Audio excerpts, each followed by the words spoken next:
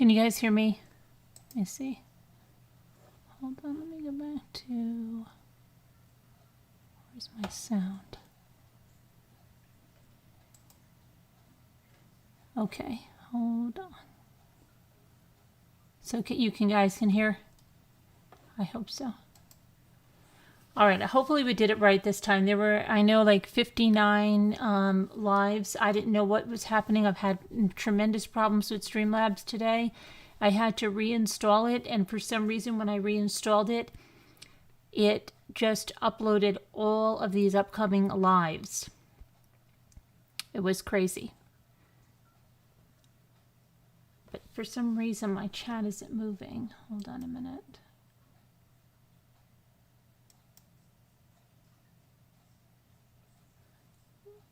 You can hear me? Okay, great.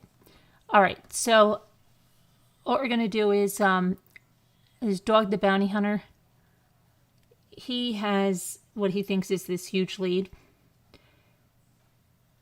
But it's actually, we actually looked at this campground last week. I don't know if you guys remember when we were reading their DYRT website, DYRT, and there was a review for this. This is the campsite that had all the raccoons. Do you remember that? And in the review, it said, my family. And it was written back, what was it, in June? And I said, well, wow, that sounds like they were camping with more than just themselves. Because it said my family. So this is probably a campground that he went with his parents and with Gabby. Do you remember that? And then we said, well, would it be there or would it be on the Appalachian Trail? But those are the two places. Okay, Amy, dog shouldn't say anything. He's giving a heads up to Brian. Okay, well, it's already out there, so I'm not blowing it. It's already out there. I don't think we're going to do ones that are going to blow it for him. So let's see. But I'm just asking if you remember talking about that. If I mean, I can pull their DYRT up and show you the review that we're talking about on their DYRT.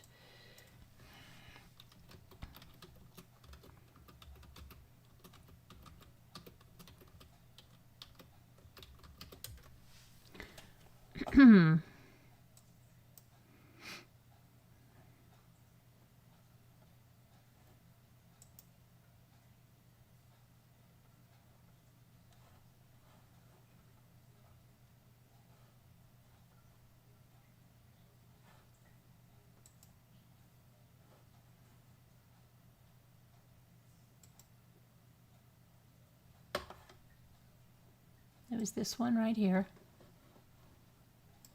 Okay, and it was the Fort de Soto campground. Raccoons broke into the tent, and it was written on July 6th. Now we know they were away on July 6th. So it was that this was part of their break into social media, and they visited it in February, is what she said on the review. It said, really nice campground, beautiful area with many hikes and easy walks, the beach, historic sites, really nice camp store, well-maintained sites, but so many raccoons. Oh my gosh, like they are not afraid of people and will come and take the s'mores right off your plate. Late while our family, that was the thing, our family. I think I put my family in the description because I was just going off memory. Our family, that was a big red flag, was asleep. They wouldn't have said that if it was just the two of them there. So this must have been a place they went with Brian's parents. Our family was asleep. The raccoons broke into their tent, and took all our marshmallows and hot dog buns. So warning, the raccoons run that place. It's still a really nice campground.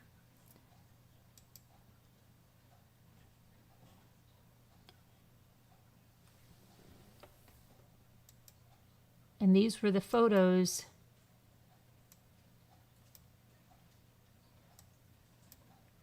that they took from there, okay? So, always bring a book to the beach.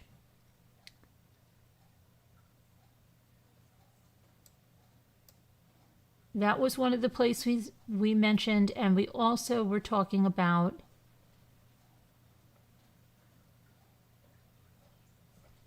the Appalachian Trail.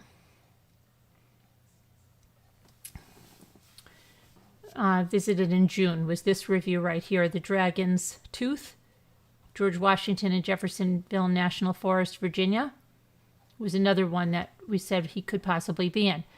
But now let's look at what this Dog the Bounty Hunter is saying.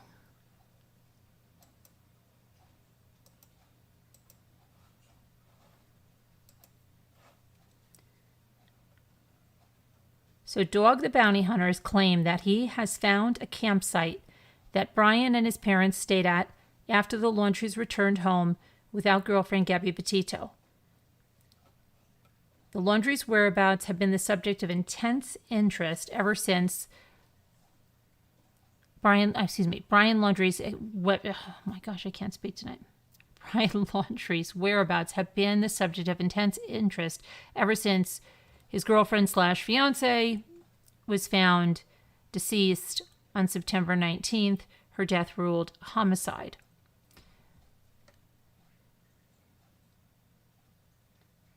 So they're reporting that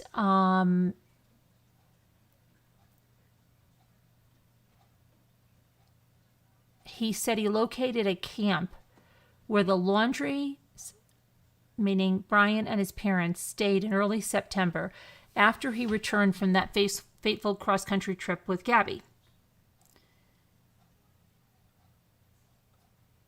And that's in the fort. That's exactly what this is, okay? The Fort de Soto Park campground. And he believes that's where they went when they went on that camping trip. Now, why does he think that? Let's see. He says the Laundries were there from September 1st through the 3rd and the 6th through the 8th. He says that they're registered. They went through the gate. They're on camera. They were here. Okay. Well, that's pretty concrete evidence if he has that, right? We think at least if he's not here right now, we are sure he was caught on camera as he went through the gate, that he was here for sure, not over in the swamp. But what he's not looking at is they could say, yeah, he was there the 1st through the 3rd, the 6th through the 8th. We didn't say he disappeared then, right? Okay. Now he says, allegedly, what we're hearing is 2 people left on the 8th. Now what does he mean? See, this is my problem. What does he mean, allegedly, what we're hearing? He just said they have the camera, they have the register, right? They have all of that. So he has that, but then what we're hearing now, he doesn't say we saw 2 people, what we're hearing is 2 people left on the 8th. 3 people came in on the 6th and 2 people left on the 8th. I think he's been here for sure. Okay, so we've said that too. It doesn't mean he's still there, right? If they have cameras all around and everything, where is he? Where can he go from there? So they say a reporter for Fox News Digital overheard a park worker say that investigators had checked surveillance videos on the grounds. The FBI would not comment.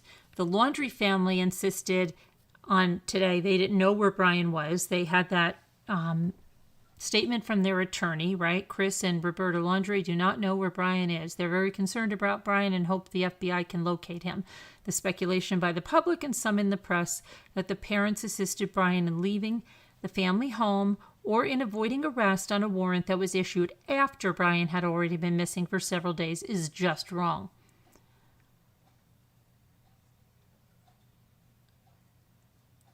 Now, Josh Taylor from the Northport Police said the FBI is now officially leading the search for Brian Laundrie. He said it would be scaled back and targeted based on intelligence. Okay, but here we have this. Okay, so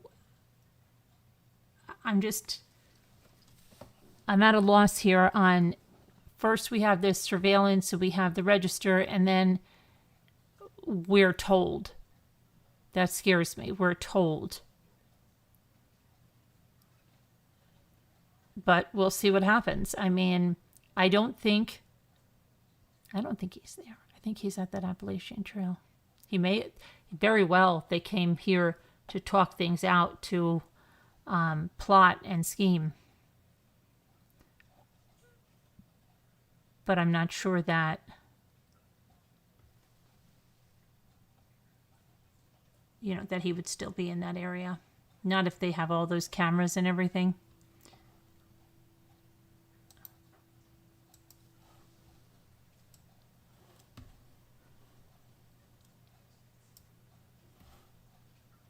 It's a photo of the camp. And if we go over to, what did I just have? Best camping in Tampa Bay.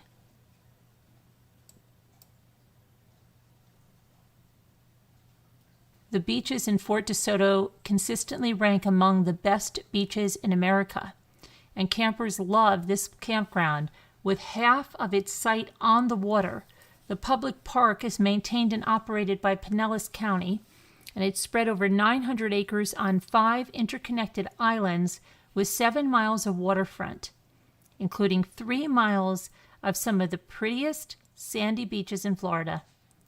Nearly half of the 233 campsites in the campground are waterfront, allowing you to launch your kayak or your canoe from your site. And the paddling opportunities are endless. There is a 2.25 mile designated paddle trail, but the real fun is exploring Shell Key and the other offshore islands.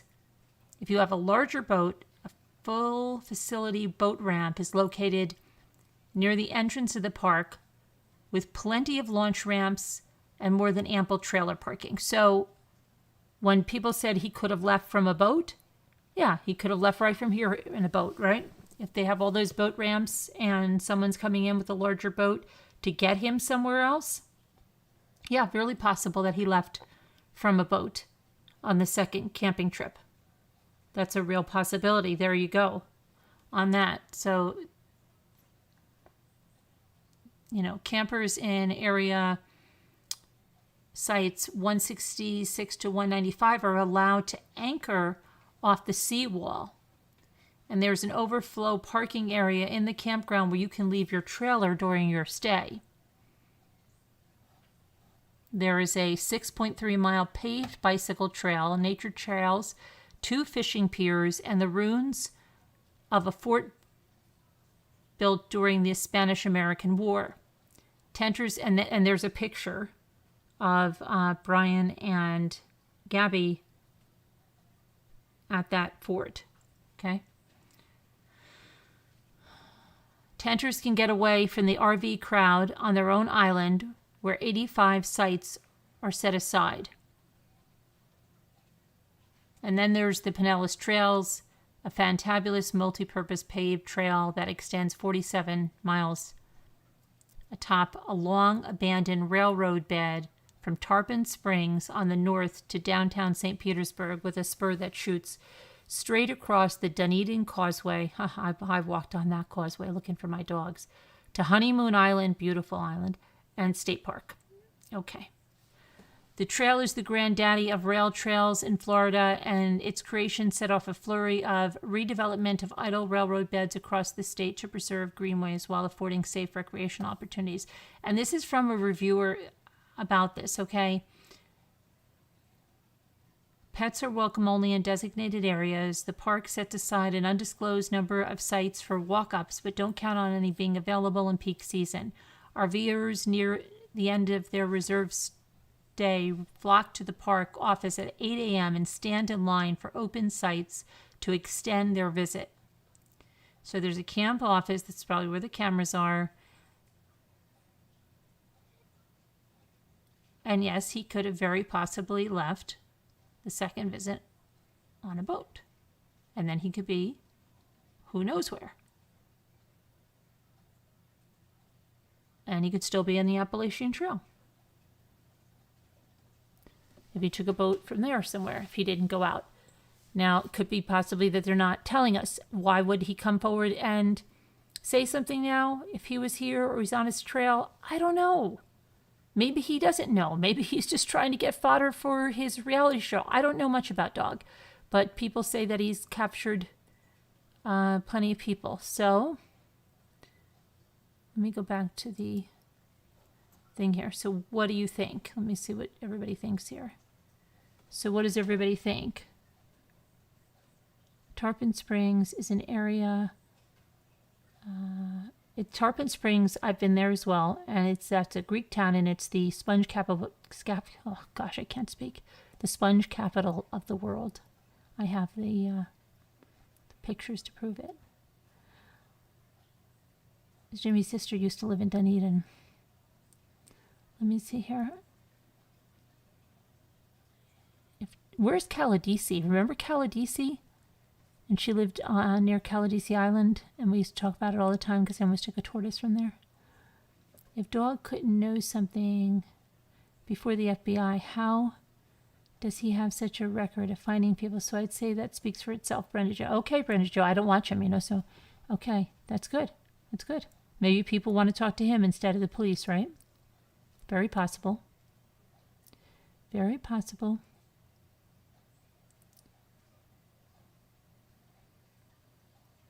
I'm sure that if he was in the boat that live for a few... Oh, no, he didn't. Still talking about live for a few seconds. He didn't go live for a few seconds. Okay, Steph Byrne says, Dog will find his ASS. Dog doesn't impress, easily distracted much. Plus, he's been retired for 20 years. Kathy's putting her money on the FBI. Kama Sutra says, I wonder if the parents realize that they may be sending their son to imminent death. Who does that? A normal person would be mortified and instantly advise him to turn himself in. The other thing is, tomorrow's a press conference. The Petito family is having a press conference tomorrow at 1 p.m. And we'll listen to it live. Yeah, I don't think there's any reason I can't do that with you. Otherwise, I would follow up with it after it was over. But Caladisi Island is north of Clearwater. Oh, I know exactly. Yeah, Hurricane Hunter. I know you can swim to it from Dunedin. Oh, we take a boat there, and then dock the boat. But that was my brother-in-law had a fishing charter boat business. But yeah, I'm very familiar with that. And the sand dollars come out. What is that? Low tide or something? Yeah, I have so many sand dollars from there. Beautiful place. I almost took a tortoise, but they didn't let me.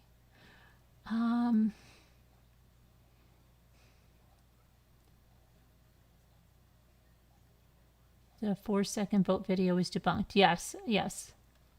I'm not even talking about that. And there was a woods video, and that's been debunked too. He's not going to go live, guys. It's not something he even did. She was the one that was in charge of their social media and did all this. He didn't do that. She did. And they didn't go live. They weren't YouTubers like that. They just got into the YouTube realm. They have one video on there, and it wasn't alive. So they did a lot of Instagram, a lot of photos, some short videos on there, but he wasn't doing like Instagram lives, Facebook lives, or YouTube lives. And there's so many rumors spreading around out there. So just, understand that. Live sand dollars on honey. No, I got them on Caladisi. I'm sure they're on Honeymoon too, but I got them on Caladisi. They were all over the sandbar. I believe the FBI, Teresa says, knows way more and will catch him dead or alive, or John Walsh, maybe. Okay, so you guys are all divided up, and that's fine. Kelly B says, Dog catches them and gives them a chance to explain why they run and gives them the opportunity to turn themselves in with his help. Dog's wife Beth died of cancer. He's not perfect, but he's decent. He already has a new wife, doesn't he? I know it's sorry that she died, but didn't he get married right away and his kids were upset or something? I don't know it. I can't believe I'm up, Ellen says. I'm glad the boat was debunked. I didn't believe it when I've seen it. No. You're going to hear all kinds of crap like that. Oh my gosh, you're going to hear so much crap coming up. So much crap. Let me tell you that someone told me that people are going to talk about footprints at the crime scene days after the park was reopened to the public. They're anybody's footprints. The crime scene was released. You can't go back into a crime scene and look at footprints when thousands of people could have been walking around there. Some of this stuff is insane that's coming out. Insane. You don't know why, Carol Boyce says. You don't know why he's involved. Did someone maybe hire him? Dog? Well, there's a reward. There's a bounty on him. He has a new wife, Teresa says. Hi, Freddie. Jennifer says, I lost respect for John Walsh. He sounded like Nancy Grace on crack. He didn't know how many acres the reserve was. That made me a little bit. And 8 years ago, Gabby was in a music video for Sandy Hook called Replaceable. About the shooting, you mean? He was on his honeymoon in Florida, and that's why he's searching. He was on his honeymoon. Donna, he got married. He'd be way past the honeymoon stage. Unless he got another wife. He married her. It wasn't recently. Brent, in Dog's interview, he said Gabby's parents reached out to him. Yes, he was on his honeymoon in Florida. Gabby's parents reached out to him, says Brent Levier. Okay, if they did, that's wonderful. Maybe they were going to give their press conference about it tomorrow. We'll see. But again, does it matter who gets this guy? No, it doesn't, Brenda Joe, not at all. I just hope someone gets him. Absolutely, that's the point. Just get him. He just got married not long ago. I could swear it's got to be almost a year ago, doesn't it? If Dog can see through his love goggles, he might just be able to find him, Tammy says. He has changed his identity to a woman, possibly, Terry says. Oh my goodness. Okay, yeah, okay.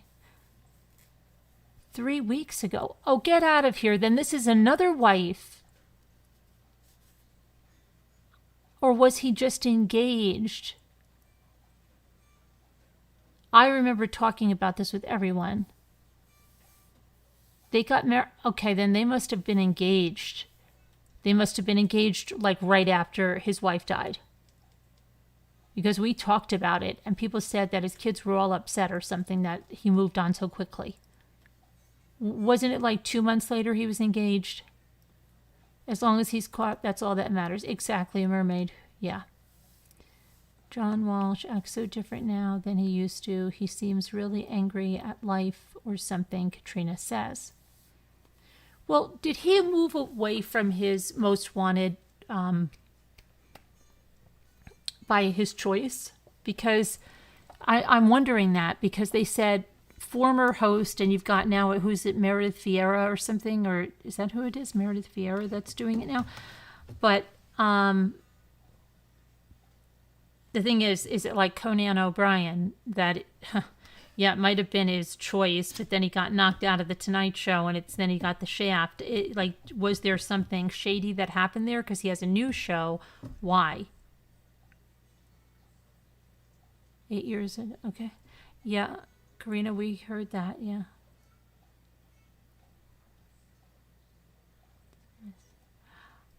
Hi, Linda Running. Hi, He was just engaged to her. They got married a week or so ago. Okay. All right.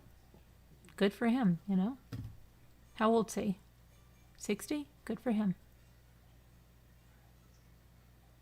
He's married now, Jeanette? Okay. He's off the market, ladies. He married her the 2nd of September. Okay, honeymoon's over. It's almost October. No, I'm joking. Okay. Well, the honeymoon is over because he's on a bounty hunt now. He's taken her along for that. Hi, Pepper Shake. It's too cold on the Appalachian Trail. Too cold? It's not too cold in Virginia on that Appalachian Trail. Believe me, it's not, because it's not too cold here in New York, so it could never be too cold in Virginia. Pepper Shakes.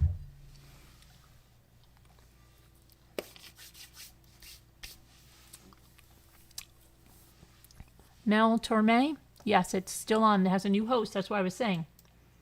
Was it a bad thing or a good thing? Who knows?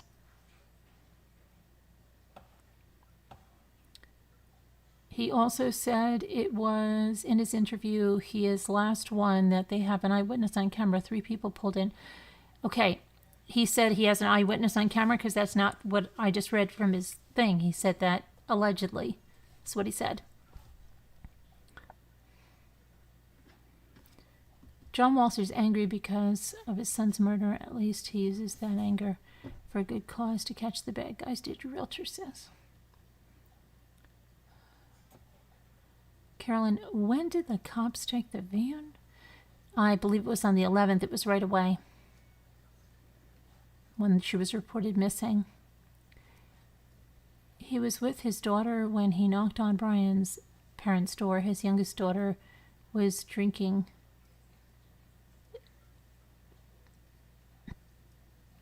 I think you mean... Sorry, I'm just reading your comment.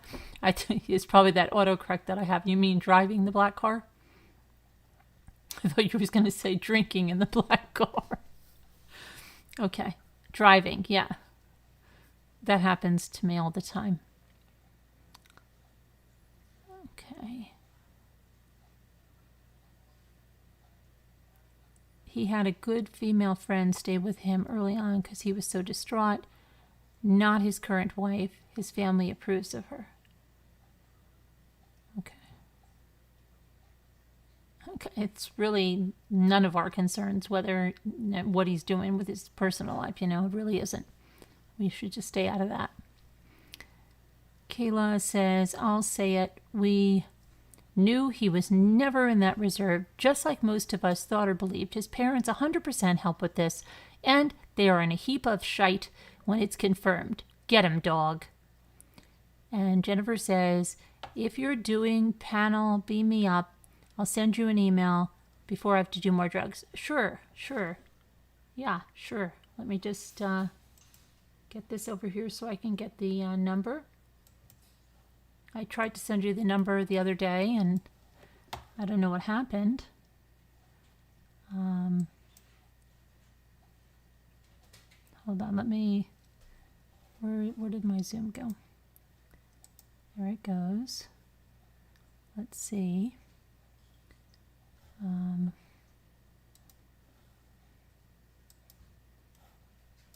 I'm just getting the number for call-ins, and if you'd like to call in, and you can just send an email. Nightbot will give you the email.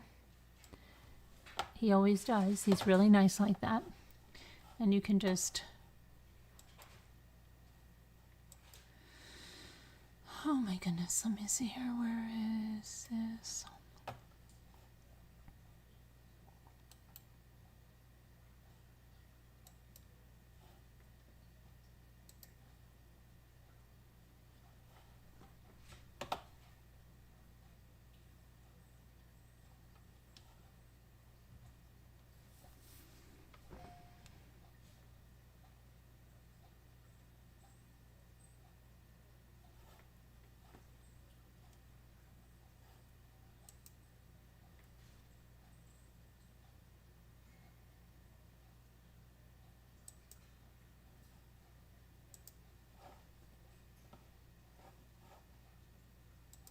trying to get your email here.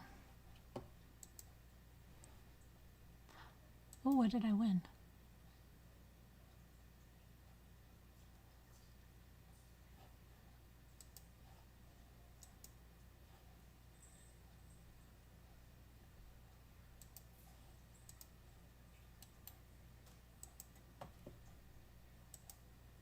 Okay.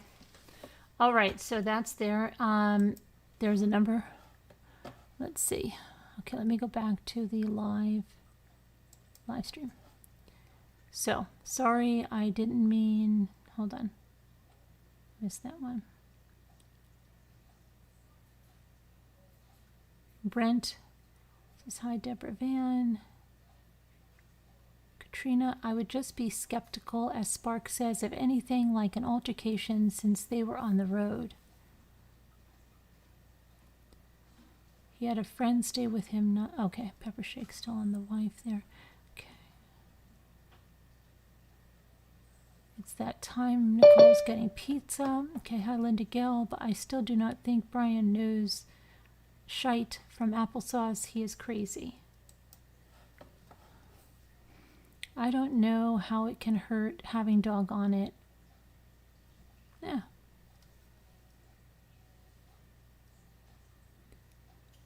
Yeah, I'm not going to even, Julianne, I'm not going there.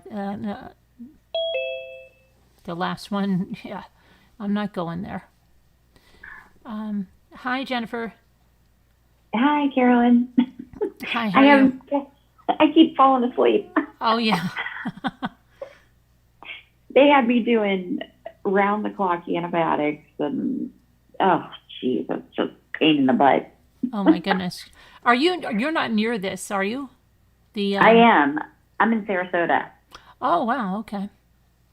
So we used to take the girls to Fort DeSoto because my daughter used to play travel ball and did a lot of it up in Pinellas County. And there's really, I mean, unless he went by boat, that's a bad place because you can get trapped really easily there because there's like one causeway and it's always crowded. And yeah, it would not be it wouldn't be my recommendation for anybody who's trying to get away. I mean, I would think he would be in the Appalachian Trail. Yeah, me too, yeah.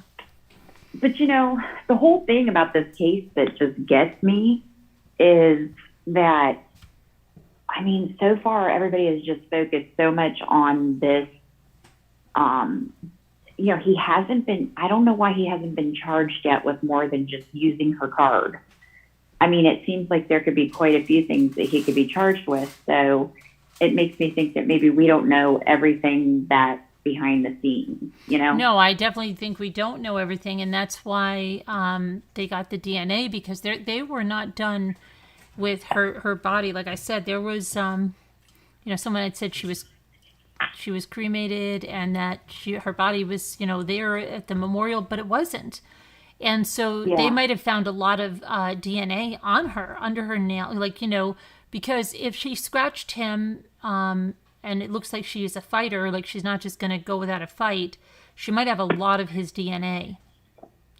Yeah. So, and I've got daughters that age. And so the whole thing, it makes me sick, you know, to think about it. But at the same time, I have to think about the Laundrie parents and go, they haven't been charged with anything. He hasn't been charged at the time that they did anything. So, I mean, you know, their lawyer is probably the one who's telling them, this is what you do. You follow my directions. Exactly. I mean, whether it, you know, yes, it seems immoral and unethical, but they're probably listening to him. And I don't think they'll ever be charged with anything. Yeah, we'll see what happens. But yeah, I mean, it's just that they didn't answer, you know, like even, I don't know, just, yeah. I mean, since they lawyered up from day one, it's like their lawyer's probably like, every single thing, you don't talk to anybody except for the two of yourselves. And, you know, if you want to say anything, you go through me first. I mean, that's what he's there for, right? Mm-hmm. Yeah. True. And the second that they start, you know, they go out and start running their mouth, he can't protect them. They've agreed to do public things. You know what I mean? Yeah. I mean, I'm not saying that it's right. I'm not saying that's good. I'm just saying that we have these laws in place so that we don't have the Salem witch trials where we're like burning people at the stake before we even know what's going on. Mm-hmm. Yeah, no, I agree. I mean, and we see a lot of that. And I mean, I'm not going to get into that because there's like another whole thing that's going on with another witch hunt on some guy on Twitter that's supposed to be him. But, like I just said to Julianne, I'm not going there. Yeah. But there's a lot of, witch hunts and, I think this is this person. And unfortunately, somebody will end up with the way social media is so invested in things now, not just this case, I mean, any case. Right. The way I remember having a contractor here back in 2017, and he told me that his mother and his sister were on their way down to Long Island because they were on some website. And I said, well, what website is it? And he said, I don't know what it is. He said, but I told them, you guys are going to get yourselves killed. Because I think there was a missing woman up here or something. And they were on this website with a bunch of people. And they thought the person was down there. And he's like, I'm seeing like my mother and my sister are taking off down to Long Island. Oh my God. And they're on these, he's like, and I told them, like, you're going to get yourselves killed. But so it's been happening. It's not like brand new. They did it a lot on forums and stuff. But now it's escalated to the point where, it's like a little bit of information is very dangerous. Mm-hmm. And that's what we're seeing a lot of. Oh, yeah. And, so the whole Moab, Utah thing just gets me because you've got 3 women now that were murdered. And Moab, Utah has not had a violent murder since 2019. And on the same day that Gabby and Brian were in this little this little Moonflower co-op, whatever, health food store, they just happened to be there within the 24-hour time frame where these 2 women were murdered. So I think that, that is so much of a coincidence. I mean, so much of a coincidence. Mm-hmm. And, I just think that they need to look at all the avenues. I mean, there's, we don't know that. I mean, it could go from Brian Laundrie is way worse than we even think. And he's killed 3 women, because they were separated that night that those women were killed. No, actually not, because they were killed, they believe, on the 13th, and they were separated the night of the 12th. Day. And they said there's no correlation. So that's done deal. And somebody said they have a suspect for those. And I think it's just a weird coincidence, but it can be. I mean, there are people that are killed at campgrounds all the time, and then you have 2 women. So yeah, I mean, it's a weird coincidence, but it's not been. One of their family members went through the timeline, and I think that it's Schulte is the girl's name. Mm-hmm. Her dad's been out picketing that campsite because when they made that announcement that there was no correlation and that everybody in the community was safe and they were okay. The father said they don't have a suspect, and he was out there picketing saying, don't stay at these campgrounds because you're going to get killed. So I don't know if I just saw that within the last 48 hours that that he was very upset because they don't have a suspect, and they did, say, oh, they're not related, whatever. But, he's saying, okay, the timelines match up completely. And, how is the community safe if you don't even know who did it, or what happened? Yeah, but the timelines really don't match up completely. They are different because they were apart on the 12th. They were together on the 13th. 13th is when they think those women were killed. So they don't. I think it's just really an unfortunate coincidence, but I don't think it's a crazy one. Yeah, but I don't think it is him. I hope not, because God, that would make him out to be a real monster. He'd be a serial killer then, and oh yeah, yeah, Yeah. And there's been no other, like, look how many times they've gone across country before together. They've been on multiple trails and everything, and you've never heard of like people getting killed around them. Yeah. Right. I think it's just an unfortunate coincidence.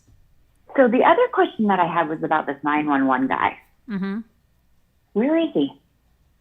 Well, now they're saying that one of the cops was clearly told that, and that he slapped her. So they messed up there. And now I hear that somebody said the chief of police took a leave of absence. Oh, geez. Well, I in mean, Moab. Yeah, and the 911 caller. I mean, I would have thought he would have came out by now and said, "I saw this, blah blah blah." But he didn't even just say "I." He started off with "I," and then he said, "We were pulling by," and he said "we" twice. So he made it sound like there was somebody with him.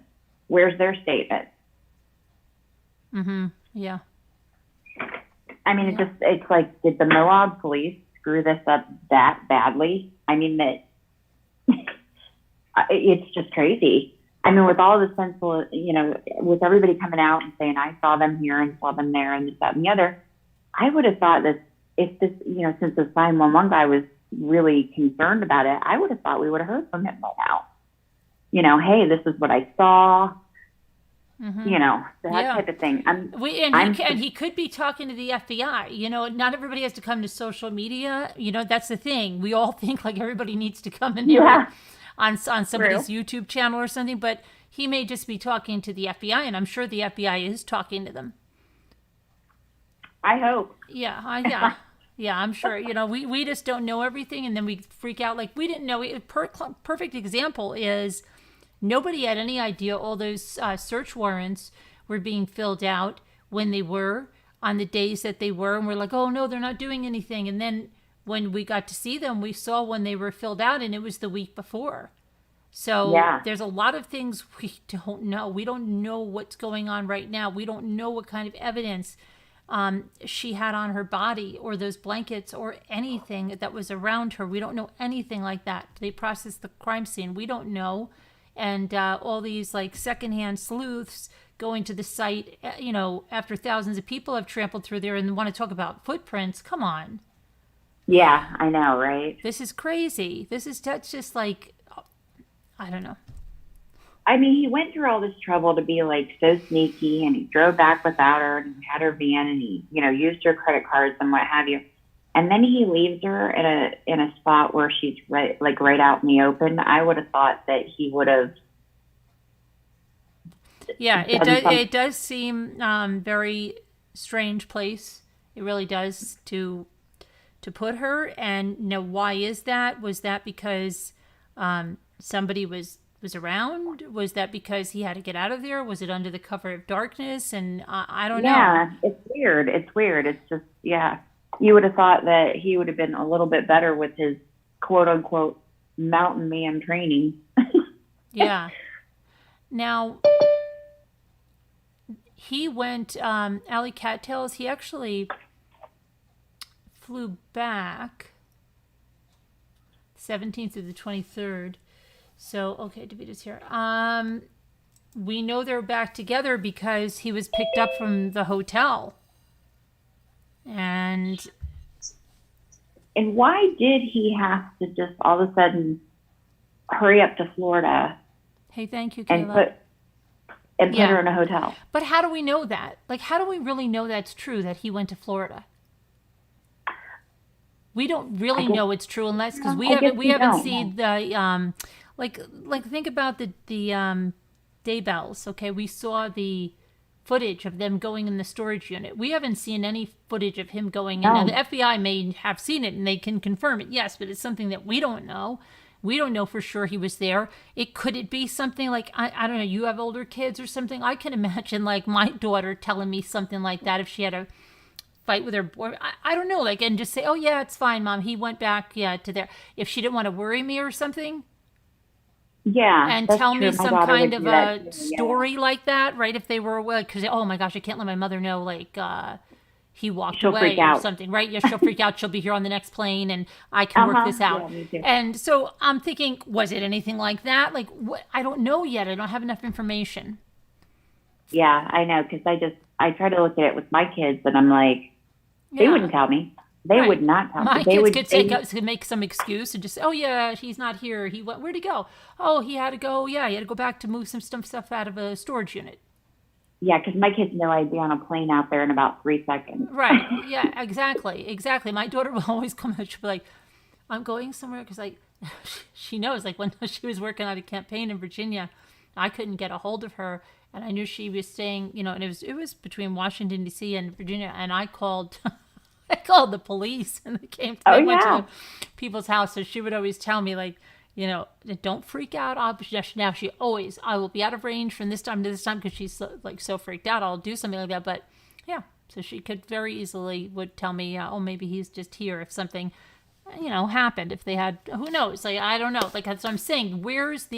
How come it's only coming from her mother? How come the police haven't put it out there or anybody's, Or that's what I'm anybody saying. from the yeah, like anybody from the hotel. Like nobody has said, I saw her. She was staying in this room for almost a week And by herself. that's been a little sketchy too because they said something like they talked to people at the hotel and they really didn't say much. So, yeah, there's just Yeah, it definitely is. It's a bizarre, there's a lot of bizarre components to it that I think has made it sensationalized. Like you said, it's become, you got Dog the Bounty Hunter, John Walsh. And, here's the thing is that with John Walsh, he's just basically like, okay, this guy's guilty and that's the end of it. But yeah, the circumstances say, yeah, he probably is. But until we know, he shouldn't be using his platform that he's used for 30 years because somebody's going to end up, ultimately they want to bring him in alive because they want to know what happened too. And, you don't want to get these vigilantes out there who are like, well, I found Brian Laundrie and shot him to death. Then it becomes dangerous, Mm-hmm. Yeah. Yep. Okay. Twisted Terror. Twisted Terror is asking, why is Dog the Bounty Hunter's marital status even a topic if he helps Gabby's family and brings this scumbag to justice? No, it's not a topic, but you know how people are. Twisted Terror, they talk about stuff like that. And he's always made his show, from what I remember. I haven't seen it in a long time, and I haven't really heard anything about him in a long time since his wife Beth died. But his show was always very sensationalized. He had a lot of hype, a lot of, He's a so, showboat. Yeah, he's a showboat. So, I don't know if we need, I'm sure the FBI isn't like, oh, thank you, dog's on the case. Of course, because they're doing reality here. Catch me, get this shot while I'm going to bang on this door. Right. Yeah, I know. I saw that when he walked up to the laundries and I was like, is that dog what? Yeah. Yep. It's amazing. I got into true crime because I think I told you I had a best friend that was a double murder suicide. Right, yeah, you and told me. And that's how I got into true crime. But you know what? I can look back on myself now and myself then, because this was in 2009. And I can say that I definitely have, I'm not as passionate, like I'm not as, I wanted to, you become more, it's sensationalized at the time. So if you had put me on the TV at the time, I literally would have been like, yeah, I would have killed the man myself, but now as you have time to reflect and whatever, things do take on a different, look. And honestly, he was psychologically disturbed and somebody in his family should have noticed it. And the whole thing was tragic. So I look at it more like a tragic situation that, was missed now as I can, as I've gone over it a million times in my head, Yeah, I know. Yeah, I can imagine. You always do that, right? Hindsight is always 20/20. And what could you have done? What could you have done different to make something different happen? It happens to everybody who loses anyone, or right, if things could be different, especially in something where there's a crime. Right. Absolutely. And a brutal crime. Whenever there's a brutal crime, I mean, it is the natural tendency to literally, you don't care how justice gets done. You just want to see that person pay for done. what they did. Yeah. Yeah. Yeah. I gotcha. Yeah, I'm definitely. I mean, so what are you getting any like local scoop over there about anything? If he was hiding out in Sarasota or Bradenton, he would fit right in because there's so many tourists, so many people who are oblivious. And honestly, it is that our area, Sarasota and Bradenton, is such a melting pot of people that people don't pay attention to anything. I mean, he could be walking down the street and I don't think people would even look twice at him because it's just we've become overcrowded and everybody's been moving down here and you've got a lot of, just a huge melting pot now. It's really become very, very populated and he could easily lose himself in this area. Because I think probably 9 out of 10 people in this area could be walking by and, wouldn't see him because, Venice, where they're at, and DeSoto campgrounds up there. Yep. I mean, you have a little bit more of DeSoto's those campgrounds are people come in and out of there all the time. But Venice, I mean, if you're going to go to that Carlton Reserve, you're going to have to know where you're going. I mean, there's not a lot of people that work in Sarasota and Bradenton live in Northport or Venice or, down south because it's a lot less populated. Yeah. A lot. Yeah, but it's very possible if they really don't have footage of him leaving and they have footage of the parents leaving, if that's true, because it just says allegedly, so we don't know. But if that's true, then it's very possible he left on a boat, and from the boat he went somewhere else, and then he could very well be on the Appalachian Trail. I mean, his parents would have to be well connected. Why? Because, okay, hypothetically, right, Linda? Just hypothetically, just follow me on this, okay? My sister-in-law lived in Dunedin until they just sold their house, okay? But she lived there for years and years and years. Her husband was very well known in the area. He had a fishing charter service, okay, where he brought people to fish for tarpon. And so he had his own boat, and he could go to Caladisi Island and get in. So this is very, accessible with a boat like that. So let's just say, hypothetically, it was someone like them or their friends, and they said, hey, could you just grab our son and take him on your boat? They wouldn't really have to be very well connected. A lot of people have boats down there.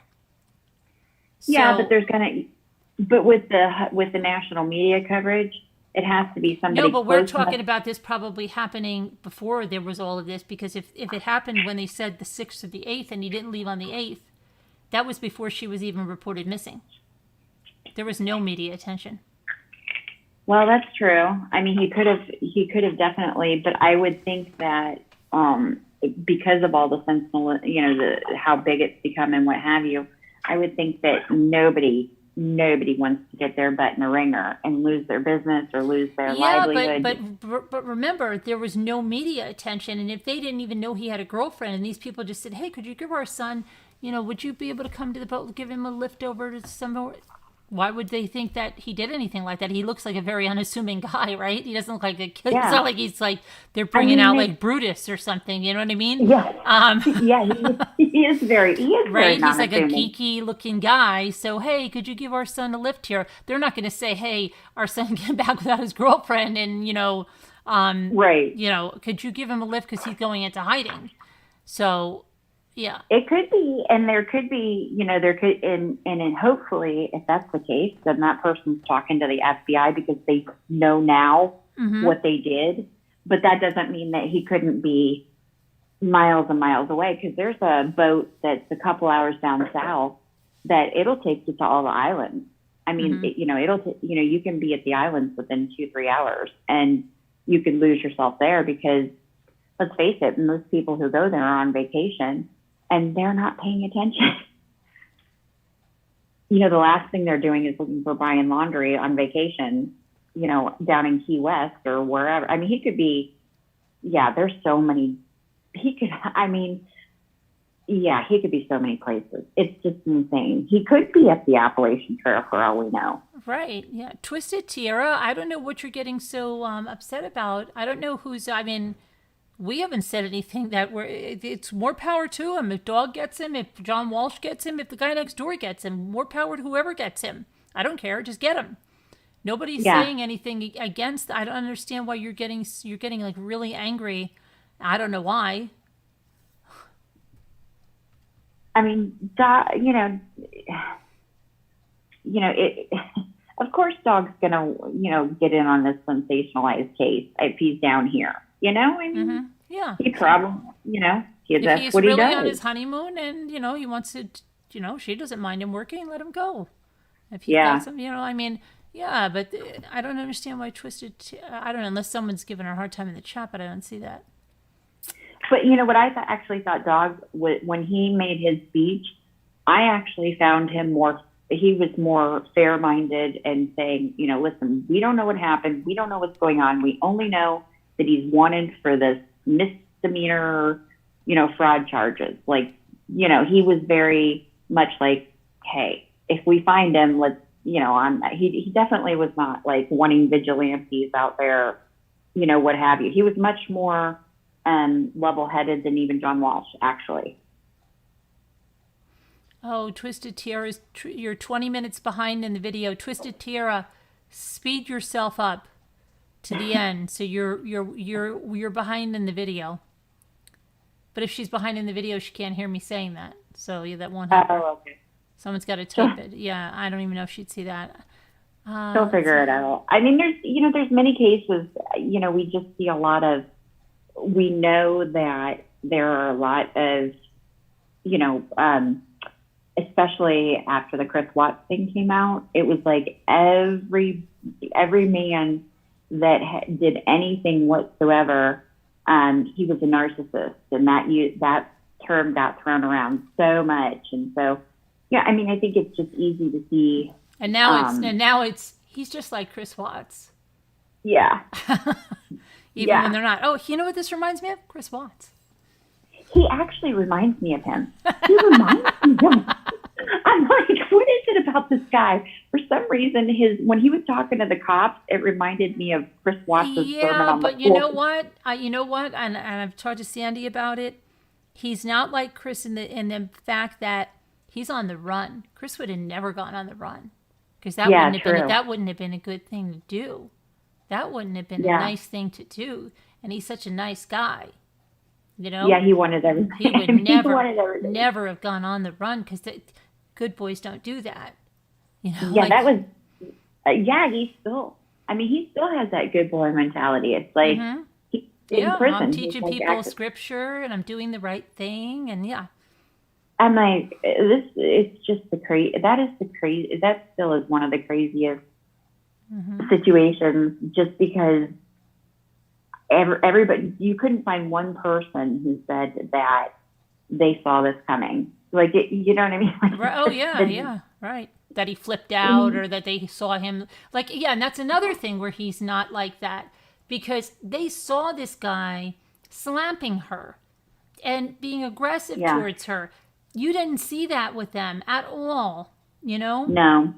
So you didn't at all. So the only thing they're looking at is like, oh, he's quiet and he apologized during the traffic stop, but he was not at all like Chris Watts. It just his smirk reminded me of it. It was that smirk type thing. But I think that the other thing is that with that video, when I see that couple, they honestly don't seem to have any idea that anybody said anything about a confrontation at the Moonflower. Like they thought that they were pulled over for speeding. Like this whole thing was about them, him speeding and, because we're looking at it knowing that the 911 call came in and we know that somebody reported them, but these two, they look clueless. Like, she's upset. I'm sorry. I was distracting his driving. They're thinking, oh, they pulled us over for a speeding. And both of them to me looked confused, like how did this escalate into that? it was definitely, and let's face it, I have a 24-year-old daughter, and I was 24 at one time, and I can tell you that you are so much more passionate, and your fights are so much more verbal, and, that's a lot of kids nowadays. They're very, much more passionate when they get into fights and stuff like that, because they're so young. They haven't figured it all out yet, So him slapping her is probably, I would say, the biggest red flag that I saw. I mean, a lot of it to me was... Well, screaming, too. He admits that he screams. And he said something in there. He said something like, I get very loud. And I was trying to make her say, look, they're all looking at us. Yeah, okay. So he is not... he tries to pretend he is, but you see, he's very aggressive off of when he thinks nobody's looking at him, and then there's reports that he was fighting with the waitresses and in one of that other restaurant they were at, the Penny, right? Whatever that. There's sometimes that it's funny because there's sometimes that I look at my daughter if she gets in a fight with her boyfriend, and I think, has she lost her mind? Because she's like yelling at him and screaming, and I'm like, no, you don't do that. That's not healthy. And it just seems like I see so many young kids these days getting into these passionate arguments and passionate relationships that they just don't know how to. They don't know how to work anything out. They don't have communication skills like they should. Oh yeah, they don't. A lot of them don't, and I think that's because, I don't know, so many of them. I think it's like all the texting. Oh gosh, yeah, it's horrible. My son broke up with his girlfriend when he was when he started dating really early. I think it was like 14, 15 or something. We're going to ShopRite, and I'm seeing him texting like a lunatic. I'm like, what are you doing? And he's like, oh, I'm just like breaking up through a text. Yeah, I know. They do that. Or then they'll go on a date, and they're sitting across from each other texting somebody else, not even paying attention to each other. Yeah, or they don't even, I have to hear a person's voice. Even if they're doing online dating, they go right to texting instead of a phone call. That would never happen with me because I have to hear your voice.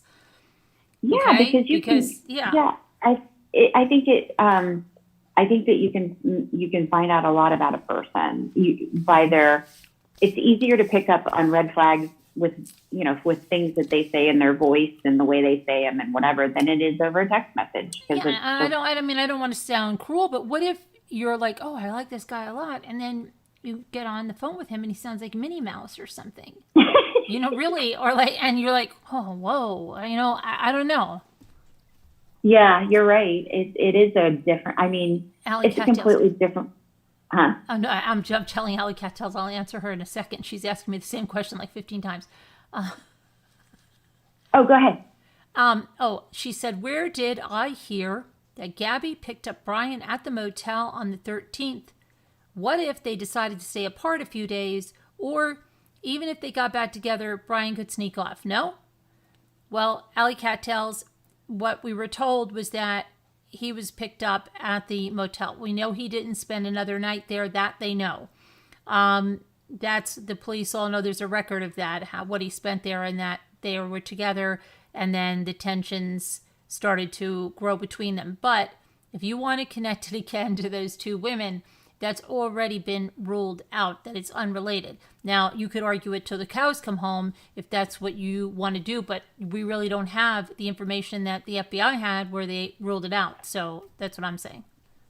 Okay, go ahead. What were you saying? And if they did rule it out, they can. I don't know if it was the FBI or. If it was the Moab. Yes, it's been ruled out. It was Moab too, and I'm sure the FBI has looked if there was any connections in that as well. I hope that they dealt with that because the Moab Police Department just doesn't seem that complex. Oh, but the FBI is involved, so they would have definitely looked at that. Do you know where they stayed on the night of the 13th? Where did they go? Because the Bowman Motel. Oh, who are you talking about? I'm talking about like the night after they got together the next day when they were separated and he spent the night at that hotel. Do you know where they stayed on the 13th? Did they stay in town? Did they leave? They were, I believe they were still at the Arches. Let me see here. Inside the craziest conspiracy theories.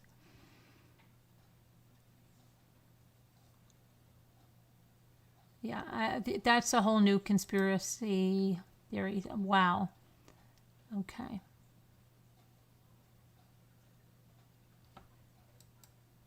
Well, and I mean... But it says here, a Utah County Sheriff said Friday that detectives have determined there is no connection between the disappearance of a Florida woman who went missing during a cross-country trip with her boyfriend and a still unsolved slaying of 2 women who were fatally shot. Now, this is back on September 19th, but this is before her body was found, I believe. Police in Florida said Thursday a possible connection was being explored because the women were found dead in the same tourist town of Moab, Utah, where the missing woman, Gabby Petito, and her boyfriend, Brian Laundrie, had an emotional fight to which police had been called. But the Grand County Sheriff, Stephen White, said in a news release that 2 cases are unrelated and did not provide the details for why. The 2 women killed were newlyweds Kylene Shelty and Crystal Turner. They told friends they feared a creepy man. See, that's another thing. This is another thing we don't know. They feared a creepy man. So if they told friends, I'm sure they described him to some friends. Like, there's a creepy guy here. He's wearing a black hoodie and he's, if you're telling friends about it, you're somewhere along the line you describe this guy. Maybe even took a picture of him. If he's a creepy guy hanging out by your tent or something. Yeah, really. So they may even have a picture. They may even have, description to the friends. We don't know. That's the whole thing. But here's what I found bizarre. I mean, not only was there that Moonflower Cafe connection, but those 2 were staying in a dispersed park in Arches. Okay, but a lot of people are still the people that weren't the people that found the van that on YouTube, the red, blue, and Bethune, or red, white, and Bethune. What about them? They were also in that area, right? No, that was 9 hours away in Wyoming. Okay, all right. But what I'm trying to say is, wherever you're going to go it's like going to Disney World. There's going to be a lot of people there from different. Do you understand what I'm saying? There's going to be a lot of people that are connected to a certain tourist area. Right, and I know Arches is it's a popular place because when they were pulled over, that's where they were pulled out right, or they were pulled over as they were right at the entrance to the gate. Yeah. So that no matter where it is, like think about how many people are in that Spread Creek. Okay. And then that other lady that says she gave him a ride. And then the other lady that's on TikTok saying, she gave him a ride. And then the 2 other people that reported seeing the van, and then the red, white, and Bethune people, they're all in that area. Right. So, and there's a lot of there's a lot of vans. People like it. It's summer. People go cross country. People go camping. People go, the national parks. Yep. Yeah, definitely.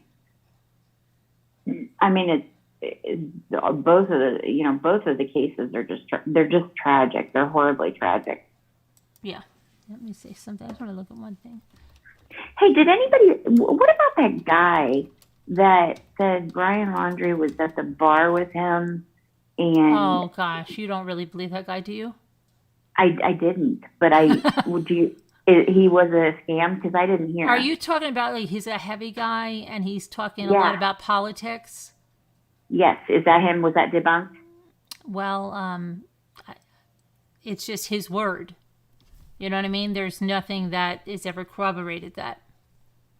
There's a live feedback cam right at that entrance that he said that he went out of. He said he went out of like the west entrance or whatever, and I looked it up, and there's a live feed cam. So if he didn't and he's lying, then the FBI can catch him for doing that. Not really, because he could just say, I thought it was. He didn't say 100%. Oh, okay. I thought it was. Like, I could say that too if I was out there. I thought I ran into him at this store. And then if I'm wrong, just like that, I thought it was him.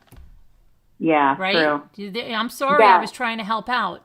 He never said, if you listen to how he words it, it's, I don't know. I don't. I thought he sounded, I didn't believe it to begin with, because I thought. He was using it to spin like he was talking about weird things about it that, you know what I mean? That seemed like he was just trying to get political and stuff. I don't know. I don't trust people like that. I just don't. Yeah, I know. I wondered if he was, if they had figured out that was not the case. Yeah. Because that's a weird sighting. At no time did I ever see where they went to a bar. Like, that was never mentioned in any of their and I don't think that's a thing that they would do. They don't drink, she said. Why would they go to a bar? They don't drink. Yeah. Yeah. So I think there's going to be so much. Just like, again, in any of the big cases, people saw, they saw this person, that person. Tell Deanna to get her cute butt in here. Oh, tell Deanna to get her cute butt in here. Billy Boy Blue wants your cute butt to be in here. I want to see more of their high school friends. I would like to see some of Laundrie's high school friends and what he was like in that, in that time of his life.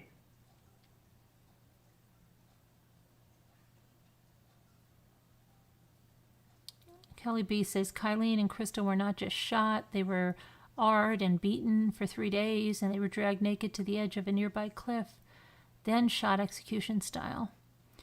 And exposed to the elements. Wow. That's horrific. Mommy, could you Google Earth that raccoon camp to see how far it is to the other park you think he is? Oh, to the Appalachian Trail, Pitbull?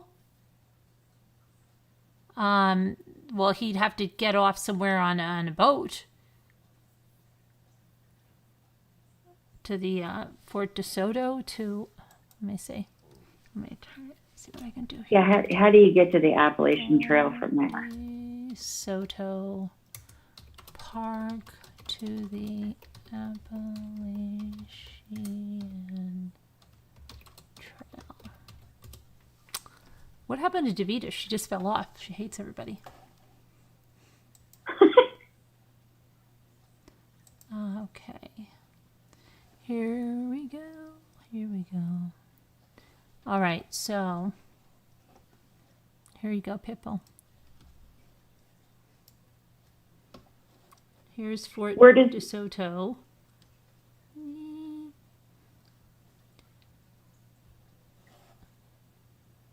So, but theoretically, he wouldn't be leaving if he took a boat. What if he took a boat to just to get somewhere where they weren't, just went up a little bit and then off somewhere over here and then up there. Where does the Appalachian Trail start? Well, it goes through the Carolinas and then up through Virginia and all the way up. Appalachian Trail Conservancy. So they were always hiking around Virginia. So explore the Appalachian Trail. Scooter, where are you? You hike on this. She hikes on this thing, supposedly. Oh, does she? Okay. Oh yeah. Let me get some information about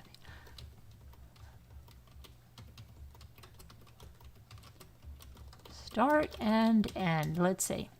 So the trail goes through 14 states along the crests and valleys of the Appalachian mountain range. It starts in Springer Mountain, Georgia, and it goes right up to Maine. Oh, wow. Okay. Yep. And let's see, it's 2,200 miles between Springer Mountain, Georgia, and Mount Katahdin, Maine. That's pretty big. Yeah, it is. The Appalachian Trail starts here. Okay, so the starting point, Springer Mountain, is the start of the 2,000-plus mile trek to Maine's Mount Katahdin, known as the Appalachian Trail. The trail follows the eastern ridge of the Appalachian Mountains. It passes through 14 states. Although the slogan is Maine to Georgia, most people hike the trail the other way, Georgia to Maine. Georgia's mild climate plays a role in this, since hikers start the 6-month trek in April. Another reason the toughest part of the trail in New Hampshire and Maine is saved for last, when hikers are in condition to handle it. Georgia has nearly 80 miles of the Appalachian Trail running from Springer Mountain on the Fanning-Gilmer line to Bly Gap, where the trail enters North Carolina. Some excellent backpacking adventures await those who decide to hike the Georgia portion of the National Scenic Trail. Access to the starting point of the Appalachian Trail is in southern Fannin County at Springer Mountain from Blue Ridge.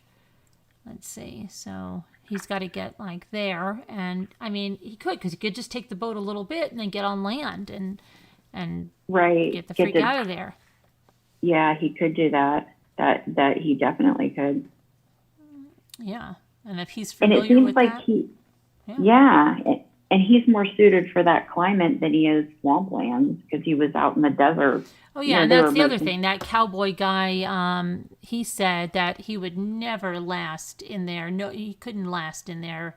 There's this cowboy guy over here, the Florida cattle rancher Alan McEwen, who lives outside the Carlton Reserve and has spent 30 years exploring it, said that there is no surviving out here. I don't know how to say it. I've been in the woods, in and out, all my life. I've learned a lot in my life, and one thing I know is no one is going to survive out there for 2 weeks on foot. I couldn't imagine it either, because we've had so much rain, and there's so many of the areas are flooded, and I mean, our wildlife, I'm from Ohio originally, so when we first came down here, it was crazy. The wildlife here are nuts. I mean, they have wild pigs in the area with the wild boar. Oh my gosh! Yeah. And they'll come out and they could be at your car, and we have alligators and poisonous snakes and panthers and coyotes, and our raccoons are psychotic. I mean, you go out to empty your trash at night, and you have to look around because the raccoon will fight you for it. Yeah. It's definitely so different than what I grew up with in Ohio. I mean, it took us a long time being here before we were even like, oh yeah, this is crazy. Yep. So let me see that and put that to bed there. So let me see, Pipples is okay with that. Bass boaters unite, head for the hills. Oh. Hi, Mark Schramm. How are you? Brian might be dead even. Who knows? Who knows, honey, right? You can look up murder and homicide on Google. I don't care what you're Googling. Okay. Let's see. I don't think you would have lasted in the swamp. I think Mommy is showing 95 map. Linda Gill says, put in Springer Mountain. It's not on the coast. Okay, but I'm just saying he could have just taken a boat a little bit up just to get out of the area so that people wouldn't remember him. That's all I'm saying. Do you understand what I mean, Amy? I'm not saying he went up the coast the whole way to Springer Mountain. I know he can't do that. I mean, just to get out of there a little bit. Yeah, because then you know what he could do? If he went by boat, he could go in through the Panhandle, and there is also a lot of really dinky, desolate areas in that Panhandle that gets to Georgia. Mm-hmm. Yeah. And yeah, he could have. Look at that guy Mike Jones when he killed his whole family. Not Tim Jones, Mike Jones. Remember in that trailer in Florida? Oh yeah. And he did some really weird things, like where he was going up to Georgia. He was going all over the freaking place. You know, I mean, people can get in different places where you wouldn't, and then he buried the kids somewhere in like the woods, and he had that car, and the smell was in it, and the ex-wife knew, and he was staying with the ex-wife. Remember? I mean, that was there's crazy. so many different things, and nobody expected him to be up there, or Georgia. Right. You know, it just people can go all kinds of places. You know, Brian. You know, let's say he did. I mean, you know, let's say he's guilty and he did it. Okay, allegedly. Then he's in a different mind frame. He's killed somebody. That's something. You know, he's going to have psychological effects from it and not be thinking like he would be when he was taking all these trips and they were together and everything was, you know, they were having fun and doing this, that, and the other. I mean, as a fugitive, it's got to be a lot different. Yeah, and how do we know they didn't even buy him a vehicle or something? Like they gave him enough cash to buy something? Like, we don't know. Motorcycle, we don't even know what he could have with him, you know? We have no idea. A mountain bike, maybe he has a mountain bike, and he's who knows? Yeah, and his parents, didn't they buy that camper like? Well, that's what the Guthries said. Yeah. Okay. Well, we only have that from the Guthries. We don't have a bill of sale or something. That's what I mean. When it's all pieced together, and they show it when they have the arrest warrant. And then you go, aha, okay, that makes sense. That makes sense. All right, now I see that. They had that information. They had that information. Yeah. Right. You know? They know. I mean, I wonder, I think the one thing that's going to catch up the Laundries and they're going to be in trouble for is if they did bring that car there as a decoy. Mm-hmm. To, you know, the reservation. I could see them getting in big trouble for that. Right. But it also could have been, we don't even know. I guess if he was already gone on this, if Dog is saying that he didn't come back from that campground, then it would have had to have been left after that. Right. And that would have been then they would have lied all the way around by saying that he disappeared on Tuesday because he would have been gone long before that. Right. He would have been lying. They could at least get him for lying. Well, I don't know. Have they even talked to the police? They did. Yeah. So they could get lying to the police and other stuff like that. Yeah, definitely. And I would assume that don't they have cameras? I mean, I was under the impression that all of our reserves in the entrances had cameras. That I was wondering that myself. That's what I asked. And like, wouldn't they have them? That's what I thought. Wouldn't they have them at least, and especially in the parking areas and stuff? I think they do. I'm just wondering if they haven't released it. You know, they're not like releasing that information yet. Yeah, you're telling me, Annie B., how much information was in that Morphew arrest warrant. I've never seen anything like that in my life. 8 hours. It was.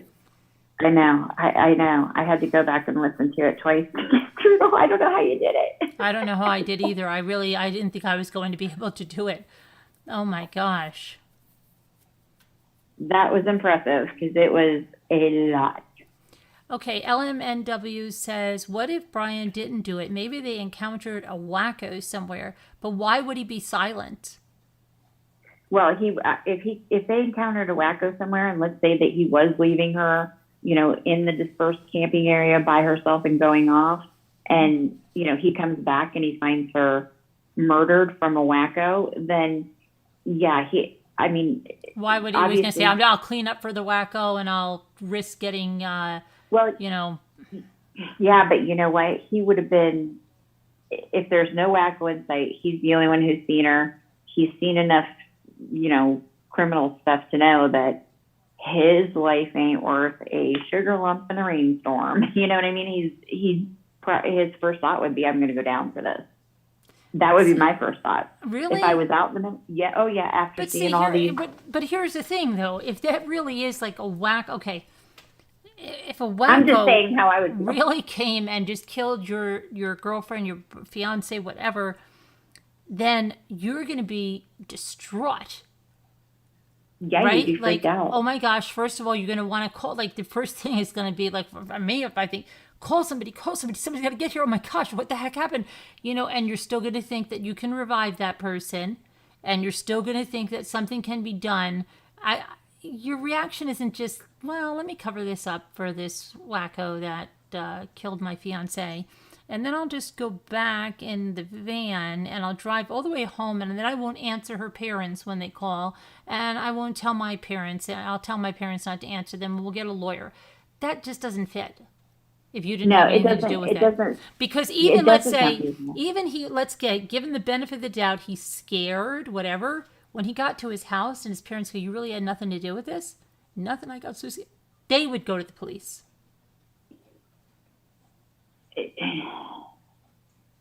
If my son came home and told me, my girlfriend's not here, Mom, I didn't kill her, some wacko killed her, I got so scared, I would say, you got to tell somebody right now what happens while there's still evidence there that they can find on this guy to show it wasn't you. That's what I would say immediately. Oh, I would too. I would say the same thing. I mean, okay. I think it's probably far-fetched. However, that would be a good reason for lawyering up, because he could have said to his parents, I don't know what happened. Something's really bad. They may have said, stop right there. We're getting you a lawyer. I mean, you never know. I don't know. These people obviously lawyered up for some reason right away. I mean, it's almost like they had the lawyer ready before he even got back. Now, Tammy's saying something that somebody's swarming. Who's swarming the campground, Tammy? Who's swarming the campground? That just civilians are swarming the campground? Or the FBI? What's going on? If it's civilians, yeah, they're swarming the campground. He's not at that campground. He's not there. No. He's not there. And if they were swarming it, they would be using the Coast Guard to, get the helicopters and look at all the, it would probably be something like the Coast Guard that they would invoke to do that, because they're so familiar with all the nooks and crannies of that area, because they fly over it all the time. Mm-hmm. Yeah. Let's see. Am I still shocked because of... Nobody in the chat is worrying about Dog's daughter. We weren't about finding Brian. We are going to get breaking news when they find Brian. I don't care what Dog's daughter's got to see. I don't think no one cares. And his parents look like nice people, so they would have also told him to get the police involved. Exactly. That would be my fear. I would be like, oh my gosh, why didn't you call somebody? Well, you should have called us. What if, it would just be clearing that up immediately. Okay. I would. All right. I would have told him. Request from chat. Okay, hold on. They're wanting me to look at this Twitter. If it's not the FBI, okay. All right. Why would she be, if they haven't found him, wouldn't it be really silly of her to say something while they're I don't know. I think that would be silly. It's like playing hide and seek and saying, hey, everybody, we're coming right up to the room. It doesn't make any sense. It doesn't make sense. Okay. Yeah, they'd be announcing themselves. Okay, Brian Enton says, here's my conversation with Dog. He says the Laundries were camping. Okay, we got that. He says he alerted the authorities and he explains his evidence in the call. Okay, what else do you want me to see here? They were registered. They went through the gate. Okay, we went through that. Well, who am I looking for here? His daughter, Alyssa? Is that what you're saying? His daughter was also on the honeymoon with them? Sounds fun. Yeah, it does. I don't know. Snow Remover, if you have a link for what you want me to see, just email it to me or put it in a messenger, because I'm not going to sit here and I'm not going to leave the chat alone to worry about that. If there's something there, the FBI would be there. Okay, she asked for a voice recording of Brian because and I've also heard that somebody thought that Brian's father was calling to call the tip line and harass people too. You've got to understand there are number spoofers, and they can put any number in there and have it call, and there are voice changers as well. I highly doubt if Brian is on the run that he would be calling the tip line. Just like he wouldn't be going live on Facebook. That would be good. This is getting a little crazy. Why didn't Brian, Twisted Tiara says, why didn't Brian Laundrie just make up a story in Utah that Gabby went missing and then say nothing? Lawyer Rob, because I'm convinced the latter simply am guilty. Yes, exactly. You would think he would have had something that he couldn't get away with saying nothing. She asked for a voice recording. Okay, but come on, you don't think he would call the tip line? So he's calling the tip line to throw him off guard. Is that what we're going with? Mm-hmm. Yeah.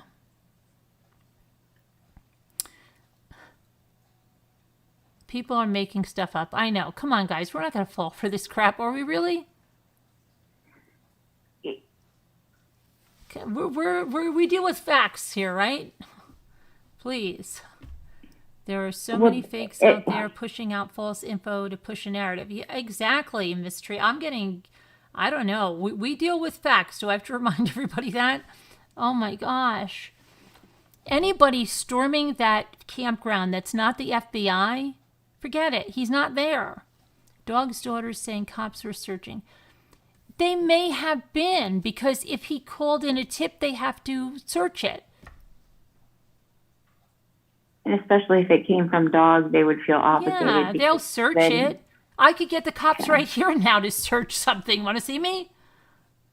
I mean, we don't. No, but they have to. You know what I mean? You gotta say, hey, okay, well, we don't feel like coming out there. All right, thanks.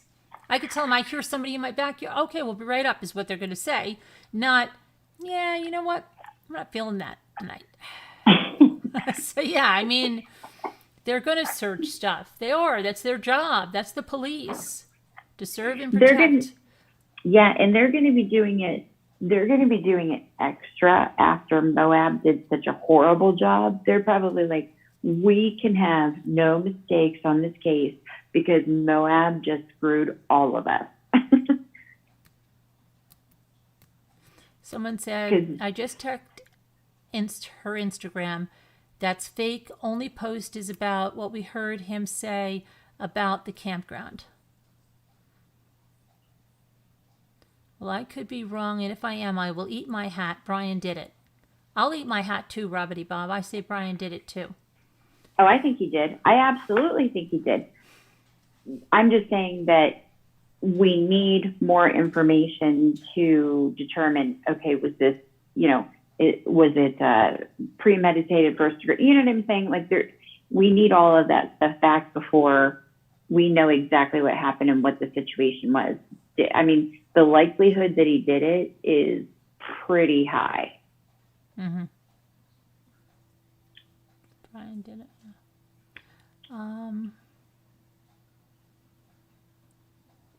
But good luck getting, Cranky will eat her hat too. So we've got a lot of hats to eat but I don't think we're going to have hats to eat. I think the hats are safe. No, I don't think we're going to have hats to eat either. I think that he's going to go down for it, and he did it, and he did something. Definitely did something. Too bad they didn't say, like, whoever thought, I'll eat my hat. Why don't you just say, I'll eat a whole pizza, or, I'll eat chocolate till I vomit. I'll eat my hat. And that those kind of things catch on, like, how does that go viral way back then? I know, right? Yeah, because I know some of these sayings that we come up with. Think about how it had to go through there. They didn't even have telephones probably then. Telegram. I can't wait until this all comes together.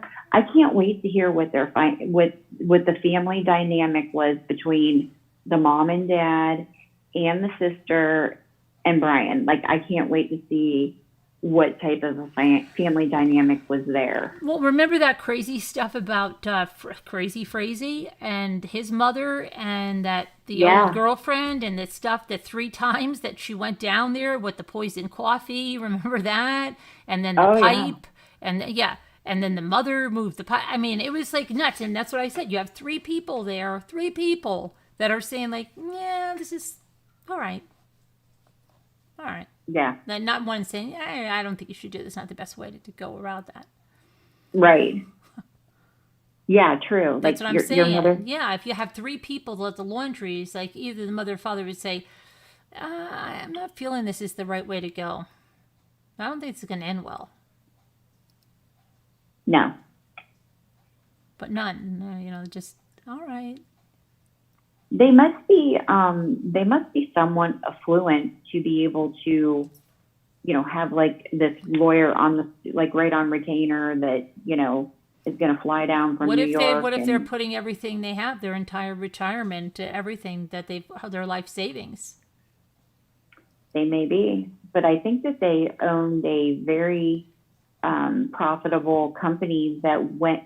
I wouldn't be surprised if this is how Brian and Gabby got. I don't know how. I haven't listened and haven't heard, and I don't know. But I'm just speculating and saying that his family owns a pretty lucrative business, from what I understood, that up in New York that was servicing like the juice bar machines that you see at the natural food stores. Right, but and stuff like that. I thought that was what they opened down in Florida.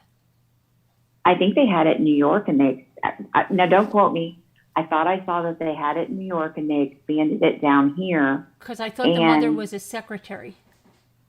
I don't know. I thought I heard something about a juice bar that they decided. I think that's what they did when they moved to Florida. I think that was started in like 2017, if I'm not mistaken. I wonder what they did before that, because I thought they owned a pretty big spread up in New York before that. Was Brian's dad? No. Oh my gosh, no, stop with the cops. He's not connected with the cops. He doesn't have a brother that's a cop. So many crazy things. Yeah, Juicer Services Inc., Florida. Yes, that's their company. And we looked it up on here. We did look it up on here. And I mean, we've seen their house. They're not like rolling in money. That's the thing. A lot of people always say, oh, they must have had a lot of connections. But a lot of people will mortgage everything to help their kids. Like, they won't even think twice. Help me, Rhonda. Help me get her out of my heart. Hi, Billy Blue. Thank you. Both in New York and Florida. Okay. So they didn't sell it. So he went, if he brought the juicer business, I think the mother was a secretary, but and I think she worked in a law office. And it could very well be Stephen Bertolino is in New York. Was she his secretary? Maybe. Or maybe had some connection to him, because why would they have a New York attorney? Yeah, true. That's true. They could be, yeah. Uh-huh. Yeah, so... Yeah, I don't think he has. Like, that's what I was saying the other day. Like, it's going to come out, all the, the Freemason stuff and all the occult, and they had crystals, and somebody did this and somebody did that, and it's just the way it works now. Everybody, it's always got to put some more 2 cents everywhere. I wonder if they were part of that baby eating cabal. Maybe. Maybe bath salts are to blame. Maybe he got some spice on the way home. There could be so many things, And I mean, these two, they like to live a healthy lifestyle, and whereas alcohol they do not see as healthy, but that doesn't mean, a lot of people in that lifestyle, I'm sorry, I mean, they like, they'll smoke weed and because it's natural, it's no big, it's herbal. It's herbal. It's herbal, yeah. Mm-hmm. Yep. Emailed you the Twitter link. And not sure what's in it. Humorous. Okay. What was the barefoot thing? Do you have any insight into that? Oh, he likes to hike barefoot. Like, wait, what is that? We don't believe in shoes now? Yeah, barefoot lifestyle. He likes to hike barefoot. I didn't even know that was a thing. When I saw that where they said he was hiking barefoot, I thought, is he insane? I mean, do you own a pair of shoes? Even Jesus wore shoes. Are you kidding me?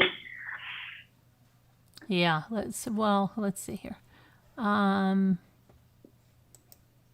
So here's her tweets. The tip line is crazy, y'all. Keep the leads coming. That was 10 minutes ago. Okay, then 7 minutes ago, no, let me see, 6 minutes ago, she put up 3 hearts. She retweeted at that person that said to stop calling in tips. Brian Laundrie, if you see something, say something. Nothing is too small to report. It could be key information. It's so much better to be safe than sorry. We're following up on this.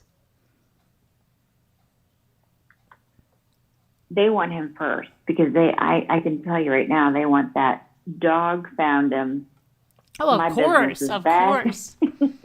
My business, I'm back in business. I'm Dog the Bounty Hunter. Okay, so she retweeted. You know what a retweet is? A retweet, chat, means that Dog's daughter didn't tweet it. Somebody else tweeted it. Savvy Collins tweeted it an hour ago. Who the heck is Savvy Collins? Okay? She tweeted, police department searching campground right now. And Dog's daughter retweeted it. Well, if she knew so much and why didn't she tweet it? Who is Savvy Collins? Huh. We don't. Who is she? She could be. Yeah, really. She only has 589 followers on Twitter. She could be anybody. She could be a wacko sitting in her house making stuff up. Who the heck? Okay, now Brian, here's another one. That's not even his mother. Brian Laundrie's mom, somebody put, just changed her name on Poshmark. Okay, this is getting crazy. And he's got a picture of a woman that's not even his mother. This is crazy. Oh my gosh. This is so crazy. And we don't, obviously we know that the parents knew something had happened and something was wrong, but we still don't know what they told. We have no idea what he told them. I mean, he may have said, I lost her. I don't know where she's at. I mean, we don't know that he said, yeah, I murdered her, Yeah, but I mean, yeah. Now you would think that they would be like, oh, crap, she's dead and our son's a liar and whatever. But, he could be gone by that. Wasn't he gone by then? By the time they found her? Oh, yeah. Long gone.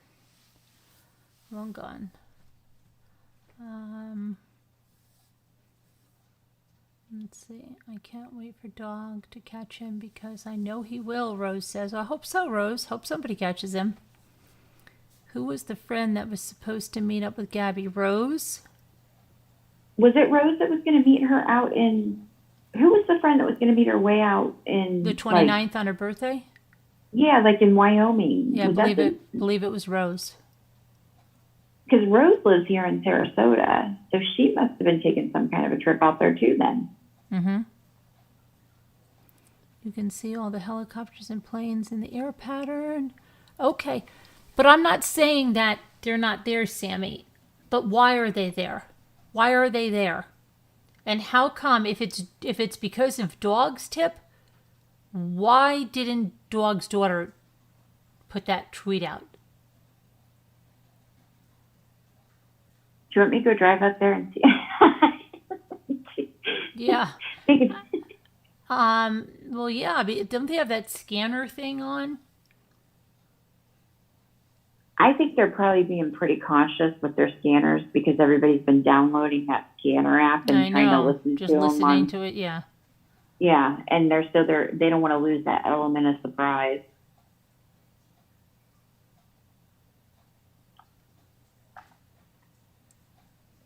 I mean,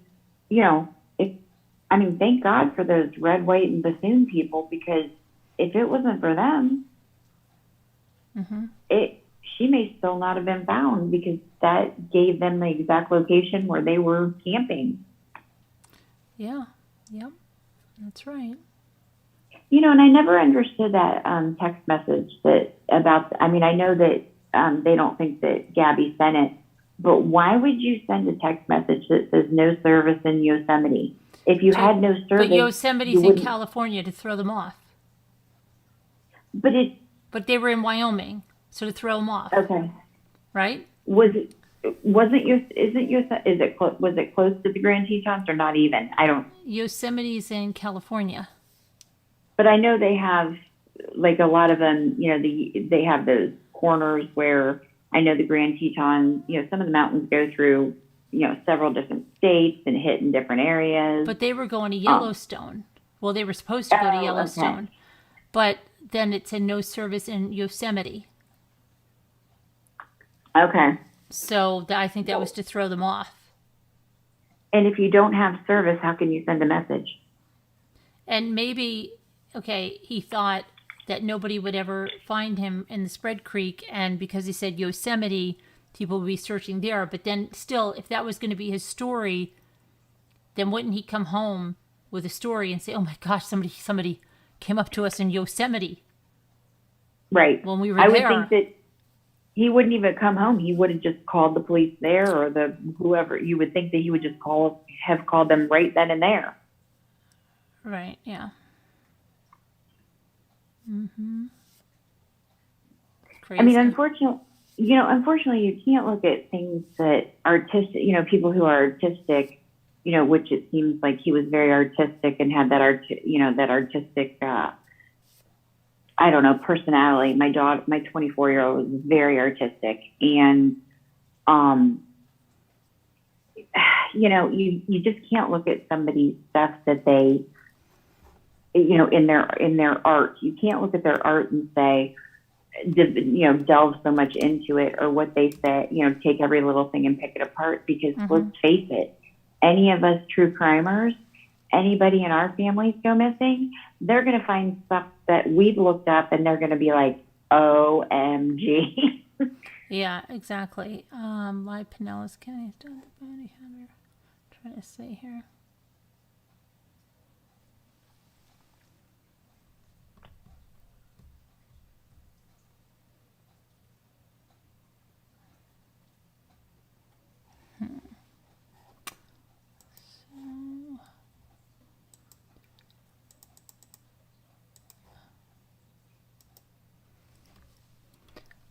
Let me try. I'm going to try Brian in a minute here.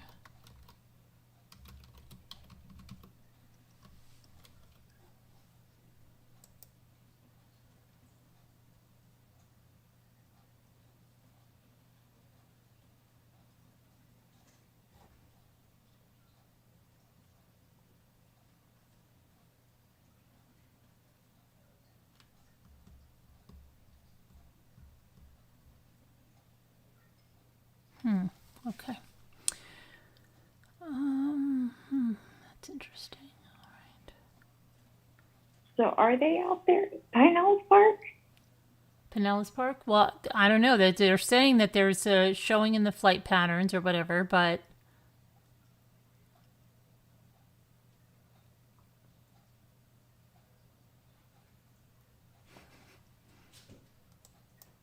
I just saw something funny. Okay, let me look at, let's look at what Brian is saying.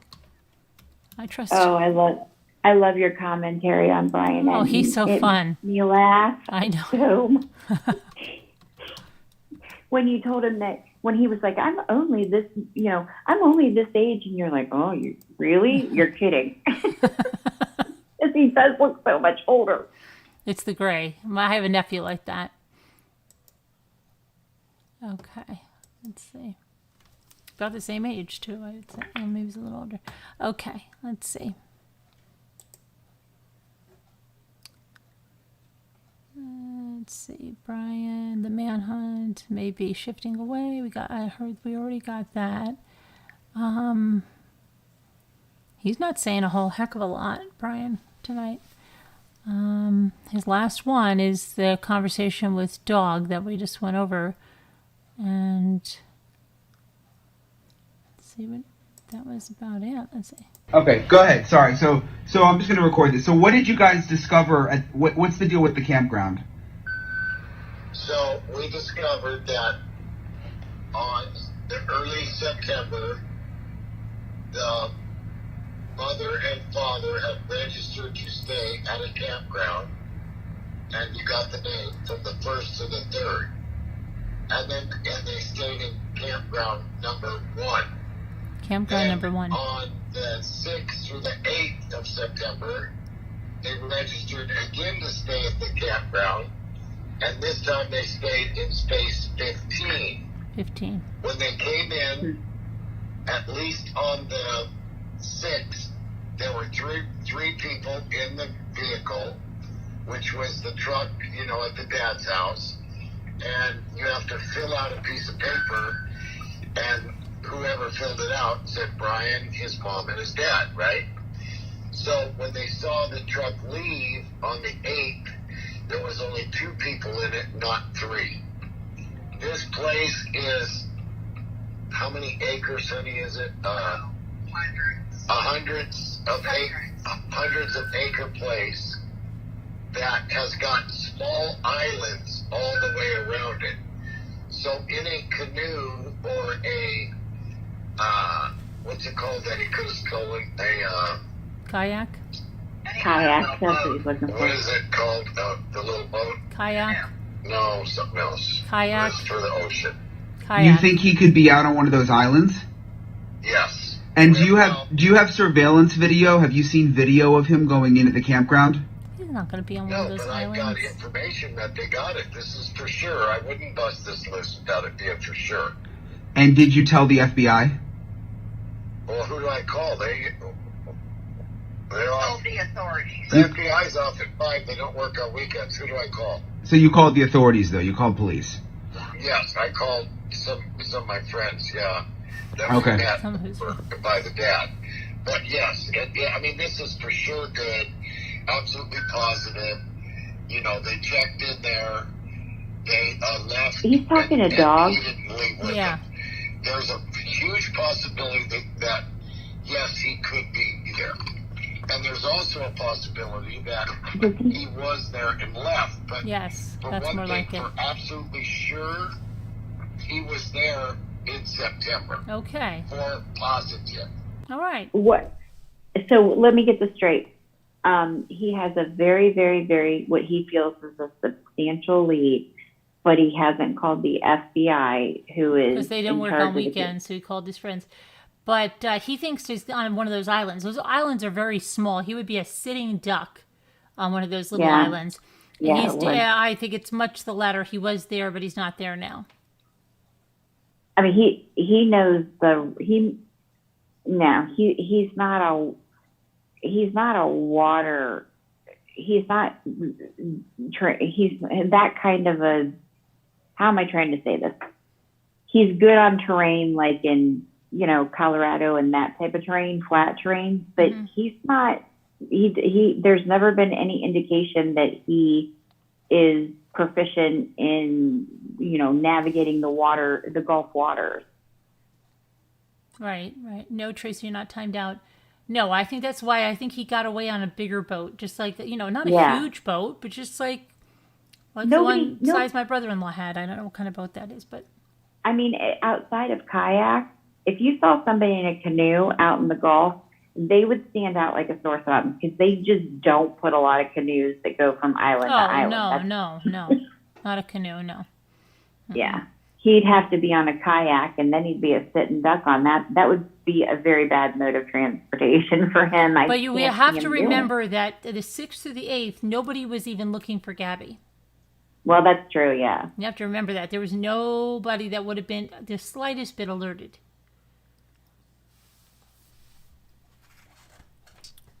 But then you think by now, just look at the people that went on TikTok, right? And they came in.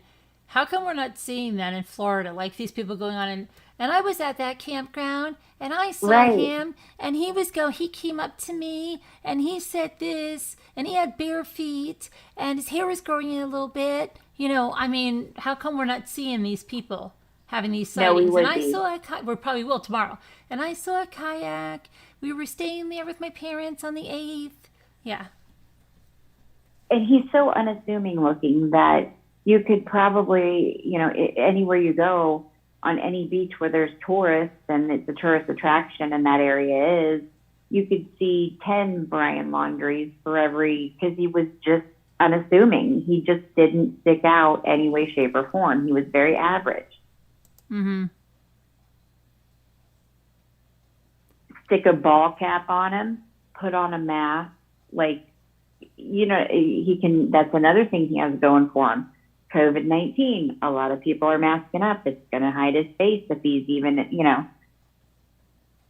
Mm-hmm. He can do that to hide his face. He could actually, I've seen a lot of guys put on those sand, like they use out in I am not an outdoors person, can you tell? They use out for hiking and stuff, where they cover up practically, all you can see is their eyes. Yeah. Yes, I know exactly what you mean. And so he could be wearing baklava. Yeah, and a lot of people wear them to keep the sun away because it gets, right. They have because it gets so hot. Yeah. Mm-hmm. I mean, Florida is definitely just in my experience from coming from Ohio, it was really hard to get used to because the wildlife you actually have to watch out for. We had an alligator living in our pond, and it just wasn't something that was on my mind when we came to Florida. I didn't think about their wildlife, but we've seen alligators, we've seen wild boars, and I don't live out in the middle of nowhere either. So, so we've seen tons of stuff. My daughter was taking out her dog, and a full-on cougar came walking out from the woods right next to where she was. So you see a lot more wildlife that are dangerous that, it's a whole different ball game down here. It's completely different. You have to think about the terrain and what he's going to be dealing with. And, it's it's a lot of wildlife that are dangerous. Yeah, absolutely. Lots of it. I mean, but I just don't think he's on that little island. I think it's very possible he was there. We said that when we read their dirt thing. They have a lot of raccoons there. He definitely was with his family because of how that was written, and did mention that the other night that, why does it say our family or so? Yeah. 100%. They could have gone there a lot as a family. We were talking about that Tarpon Springs, and one thing about Tarpon Springs is those boats come in and out of there all day long, catching those sponges. Oh yeah, and it's right. Yeah, and it's right. I'm laughing because I have big pictures under that big sponge capital of the world. Yeah. And the people that are please do not take this as any kind of stereotypical or whatever. I'm just saying that the people in that sponge dock area, the ones who own the shops and everything else, they are not friendly in any way, shape, or form. They're just not friendly. I've been there several times, and they don't go out of their way to, they just aren't, corresponding with their customers like you would see in a touristy type place. They don't at all. They're like work, and so he could, that area.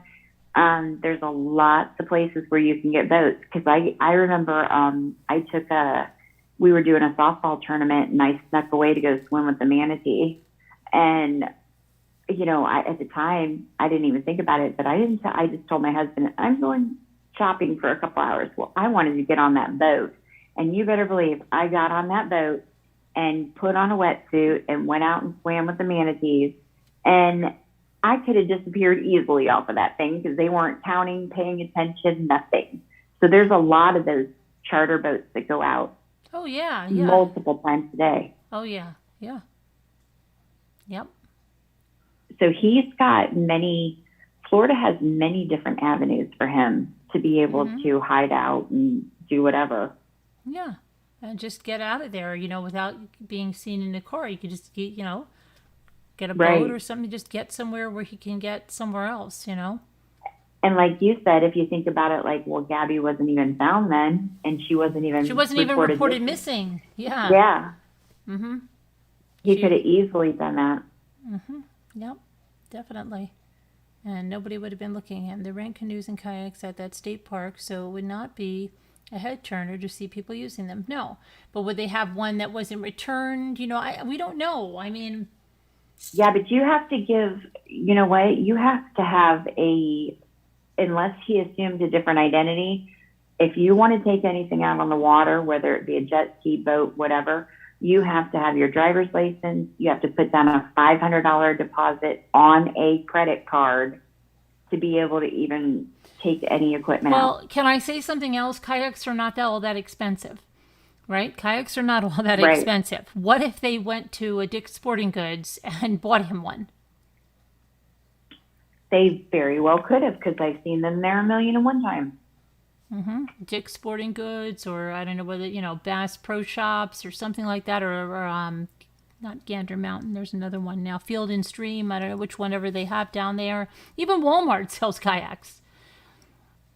Yeah, yeah, you're right, because I've seen them, but we used to go to Dick's all the time just because my daughter was immersed in travel ball, and we would have to, go there for this, that, and the other. And I always told her, we got to try kayaking sometime. And like, for all we know, how do we know they didn't have their own kayak? Well, they have a storage unit, so we don't even know what's in that. Right. How do we know they didn't have a kayak? You know what I'm saying? We don't know that. Yeah, and I know the neighbor was saying that they bought that camper, but we don't even know that they didn't have it in storage. No, we have no idea. That neighbor, the Guthries, are the only people that said that. Now, I'm sure the FBI followed up on that, see if there's a bill of sale. When did you buy that? Blah, blah, blah, blah, blah. Jeanette, I sent you the number. What's up? I sent it to you. Is she Yoga Pants? She's Yoga Pants. I sent it to you, Jeanette. Yoga Pants. I love Yoga Pants. Tractor Supply sells kayaks as well. Yes, they do. And so does a lot of places will sell kayaks. I'm not sure if Target does, but there's other places that sell kayaks. Fake ID, plenty of cash. Yeah. Yeah, Lexi. And if he's out there, he's dealing in cash, and he has no phone. I can almost guarantee you he has no phone. No, if he has a phone, it's a burner phone. Yeah. I think he has a burner phone. I think he definitely has a burner phone with him. But then if he had a burner phone, he would have had to buy it somewhere, and I just don't know if he would have taken that. But remember, she wasn't missing. Oh, that's right. So, yeah, I keep forgetting she wasn't missing. Yeah, she wasn't missing. Yep. I'm trying to see now. Hold on, I'm going to just make sure I sent Jeanette the number. So let's say they went back and they looked at places to see if he did buy a burner phone. Now, if he did purchase a burner phone, and let's say he got it at Walmart or whatever, and they did see him doing it, not that it would matter because he's long gone by now, but do they have are they able to trace the burner phone numbers from the sale? They possibly might see if they can do that. If they have cameras there, or who bought it. But if they bought it with cash or something like that, and then maybe they had someone buy it for them, you don't know what they could have had done. I don't know. Could have done it with a disguise. Who knows? Or maybe he bought the burner phones. I don't know. Maybe his father bought the burner phones. Maybe his mother bought the burner phones. And she could say, I'm giving those to somebody for a gift, my nieces. I don't know. All up and down the coast, like as far as north that we've gone. And now I live in Sarasota, which is probably about 40 minutes from Northport, where his parents live. And all the way up through Pinellas and even into Osceola, they have quite a few camps that are for like homeless and places like that, and some of them they have them on their own, You know what I mean? Like there's just places that people go or these camps and they're, you know,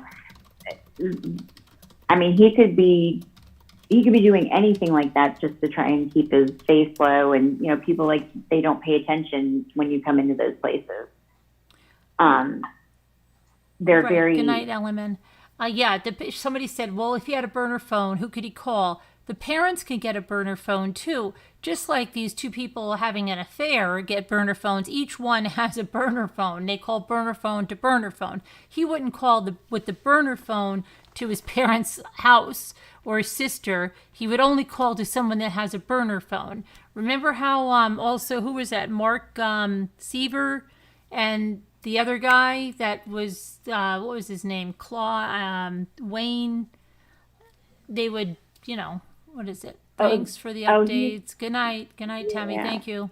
Thank you. Oh yeah, with that Teresa Severs case, is that the one? There were burner phones. There were burner phones all around. It's not just one. You know, you have to have burner phones you got to call burner phone to burner phone. If you just call then you're screwed. Does the FBI have enough that they could have bugged his parents' house?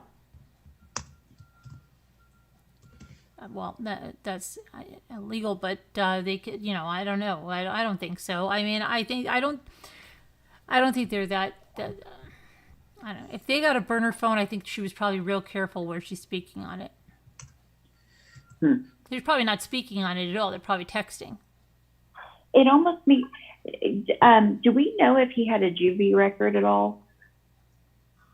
No, I mean nothing came up. I don't think he did. I mean, we haven't heard anything.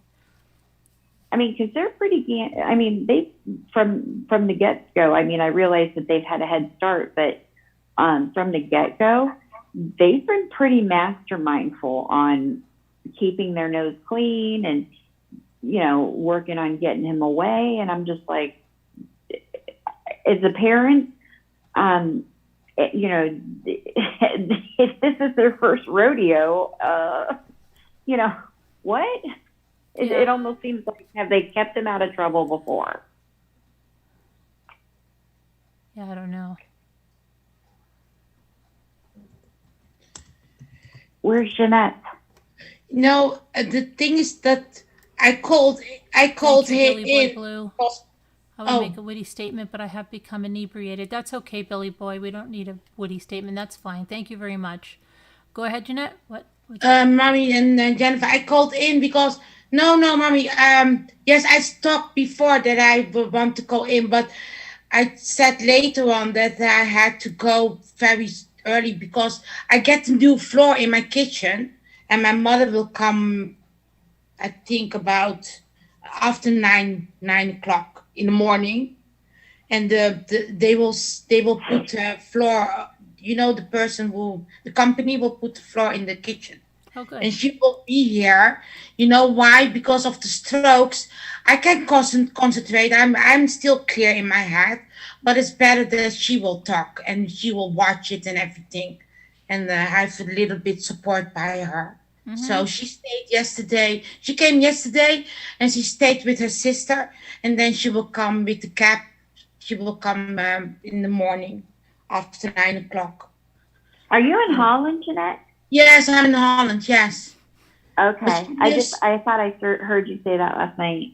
Yeah, she lives 1 hour of me, but she stayed with her sister, and her sister lives near my city.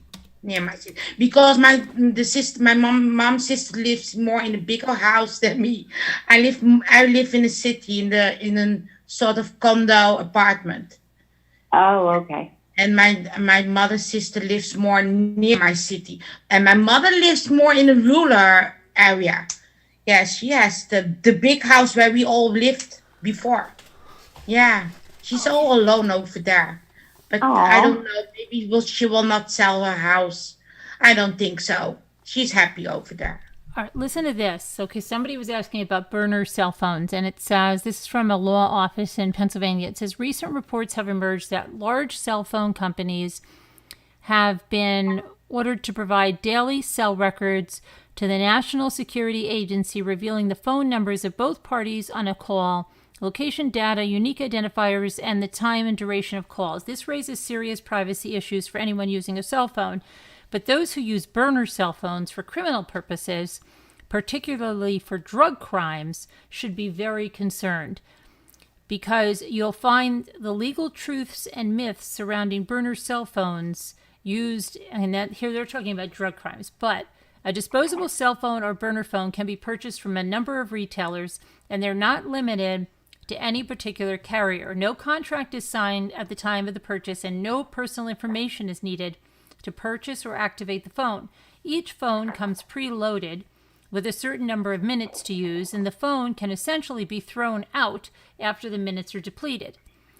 While burner phones are used for many legitimate reasons, they are also used by those attempting to conduct drug crimes because callers wish to remain off the grid and believe that these phones offer greater privacy protection. Many people believe that by using burner phones to conduct drug crimes, there will be no linkable records to be used against those involved if they're caught by the police. Users assume that because these phones can be thrown out, there's no legal connection between the phone and the user. That's not entirely true. While typically thought to be undetectable, untraceable, and truly private, calls made from burner phones are generally transmitted over existing cell phone networks, such as Verizon, AT&T, Sprint, etc. This means that the records of these calls are being provided to NSA and can be linked back to the user. Okay, then it says, while burner phones may provide you with some level of anonymity and privacy, they are by no means untraceable. Those who use burners in connection with certain drug crimes should understand that if caught, they may be subject to serious criminal drug charges and penalties if caught using a burner phone and charged with criminal use of a communication facility. It's important to, okay, now they're talking about it, but so they are traceable. But I would think when they're saying drug crimes, maybe they're using a burner phone and connecting up with, let's say, somebody who wants the drugs calls from their cell phone, then they can see that number. But if he's calling burner phone to burner phone, his mother would have to give up that burner phone to get the records of his burner phone calling it, unless they're trying to look for pings on a certain tower, but there could be thousands. How would they know? There's got to be so many burner phones. I don't know. Huh.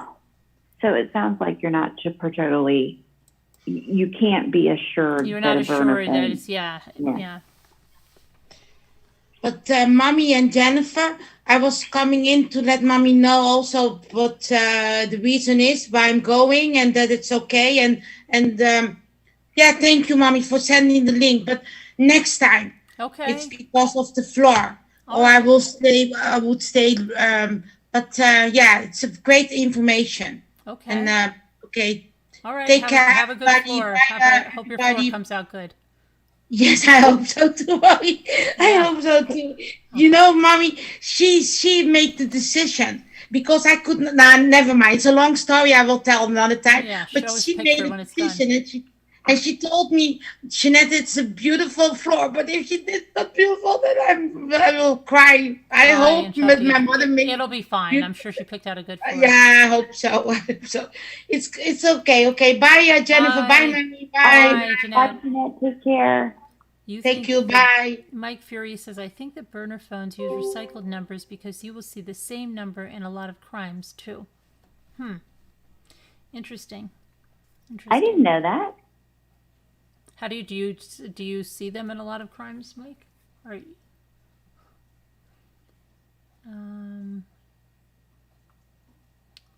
let's see.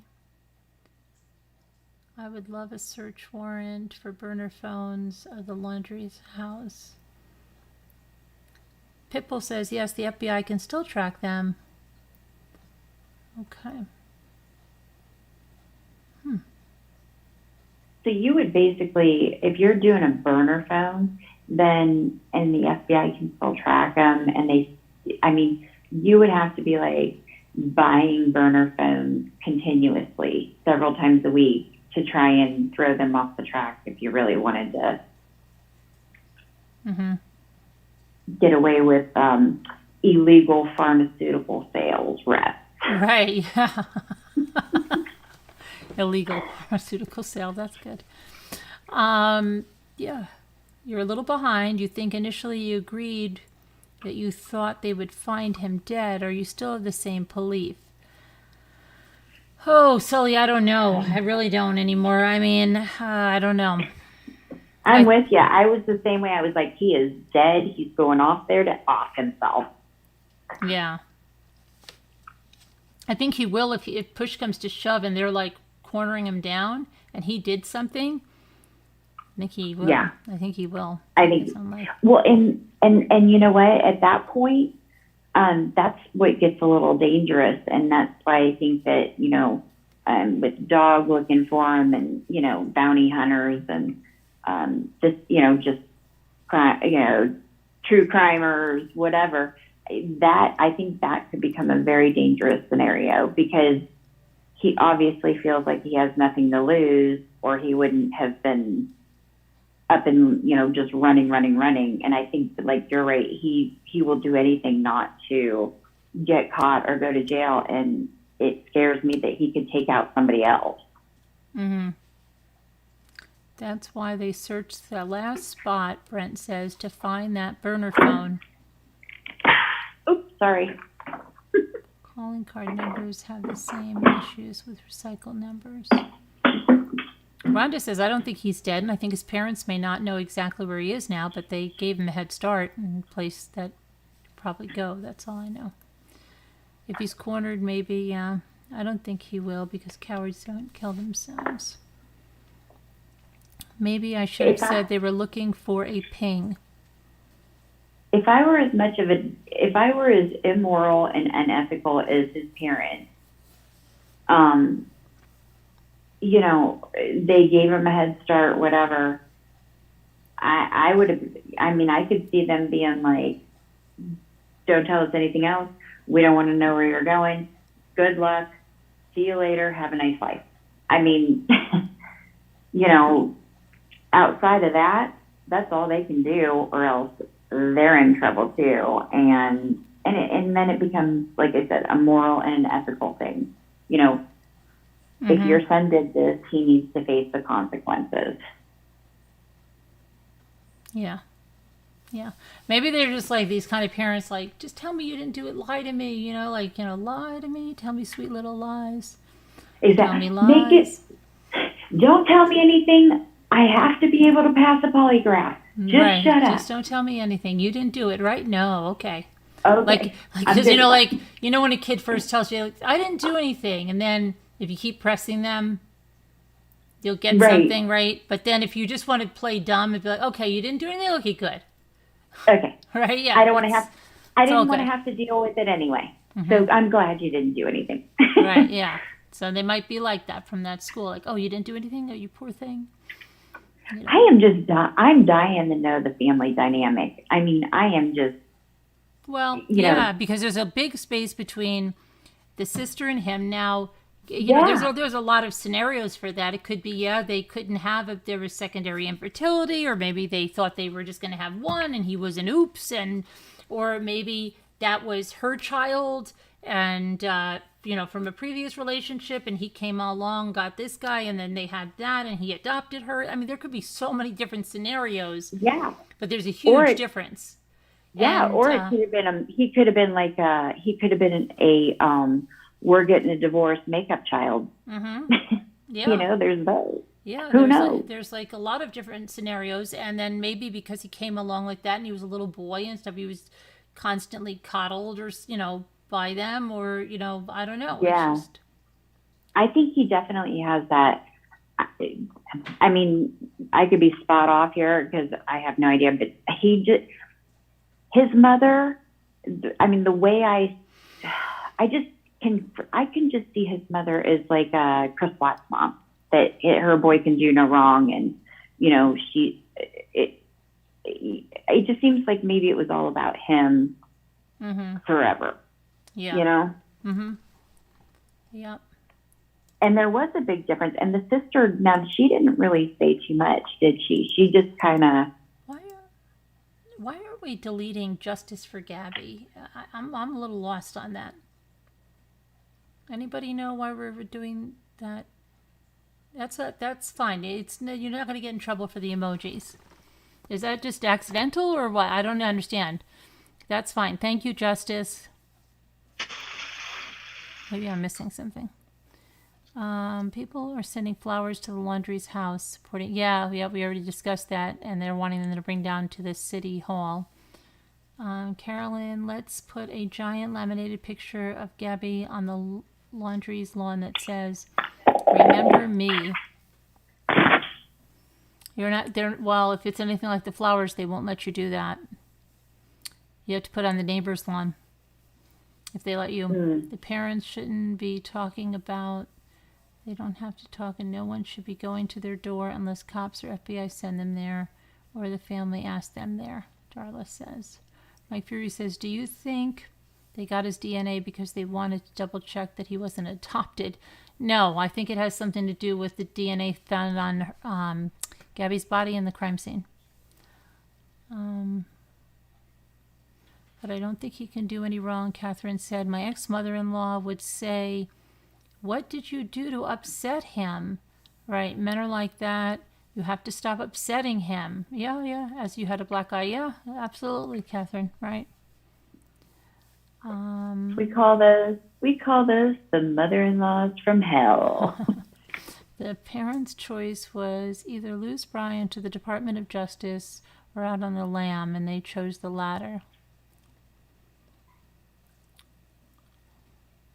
Oh, repetitive posts, maybe? I don't know.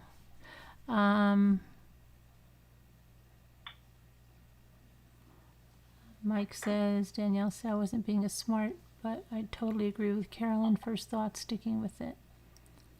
That is no way debunked. If FBI or dog knows the location of Brian, why wait until the morning? Who said they know the location? Whatever happened with the search at the campground? Let me see if that... They might have a drone going in there, and a night vision drone going in there to kind of scout things out for the morning.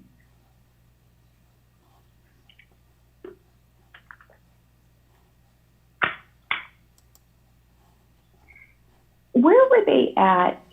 I know that they started in July on this trip, but did they not do another trip in like their Prius or some type of small vehicle? Yeah, they did one the other. Yeah, but it wasn't this year.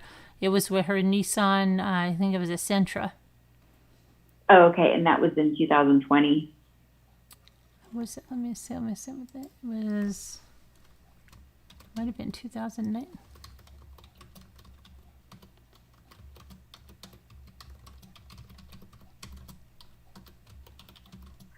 Because those would be some good spots for them to be looking at too. If they did take a trip, let's say in 2020, and they went somewhere completely different and were going through different places, that he may have became familiar with one of those. Oh, from 2020 as they crossed America for the first time in the Nissan Sentra. Yeah. I mean, he definitely has a very, he's got a very good outlaw of all these national parks and the dispersed camping areas where they don't have the toilets and you could pretty much be in your tent for 5 days and nobody bother you. Mm-hmm. Let's see. A couple met in high school.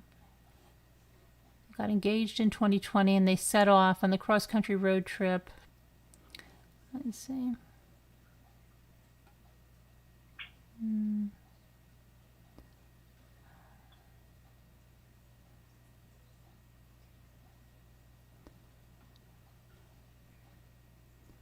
They're so, you don't even hear a lot of people talking about the Laundrie parents either, like coworkers of theirs, or even like people whose juicers they serviced, or anybody.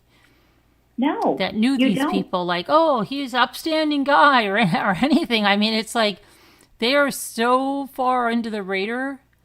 I just don't even understand how they're so far under there. It's just crazy, especially for a business owner.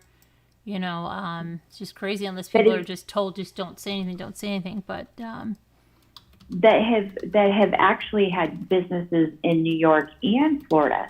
I mean, we're not even hearing from anybody. That's the one thing that in the beginning, I was like, I would really like to hear from people from Brian's high school and Gabby's high school. Usually they're coming out of the woodworks to tell you about what they were like, or relatives that they haven't seen in a long time. I mean, there's like nobody. I mean, from especially from Brian's family, other than his sister, who has said 2 words about anything to even describe Brian growing up. See, the registration date of the company, I knew it was 2000. It's July 6, 2017. Company age is 4 years and 3 months.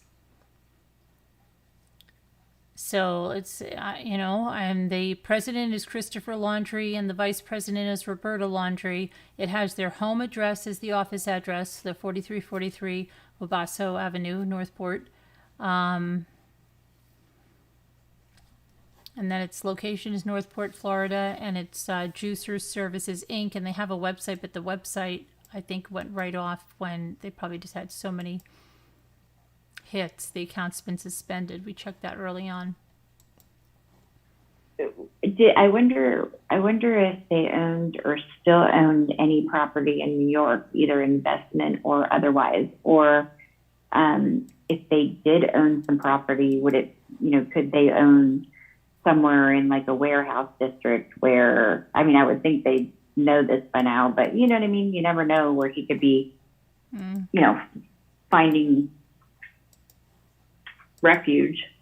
Mm-hmm. And what about grandparents? And we don't know anything about that either. It's almost unheard of for as much Instagram and stuff as they did, that we don't hear any of that stuff. Like, if you looked at my Facebook page, you could pretty much tell everything about me for the last 10 years. Yeah, let's see. It says, let's see. So somebody said in the aftermath of Gabby Petito's remains being discovered, Brian Laundrie's parents' company, Juicer Services, Inc., is being ripped apart on the internet. Laundrie's father, Christopher Chris Laundrie, and his mother, Roberta Laundrie, are residents of Wabasso Avenue. The company's reviews on Google and other websites are condemning the Laundrie family for their silence, so that's all fake. It's just... But where are the real... I mean, what... I don't even see we can't see the real website, and... Yeah.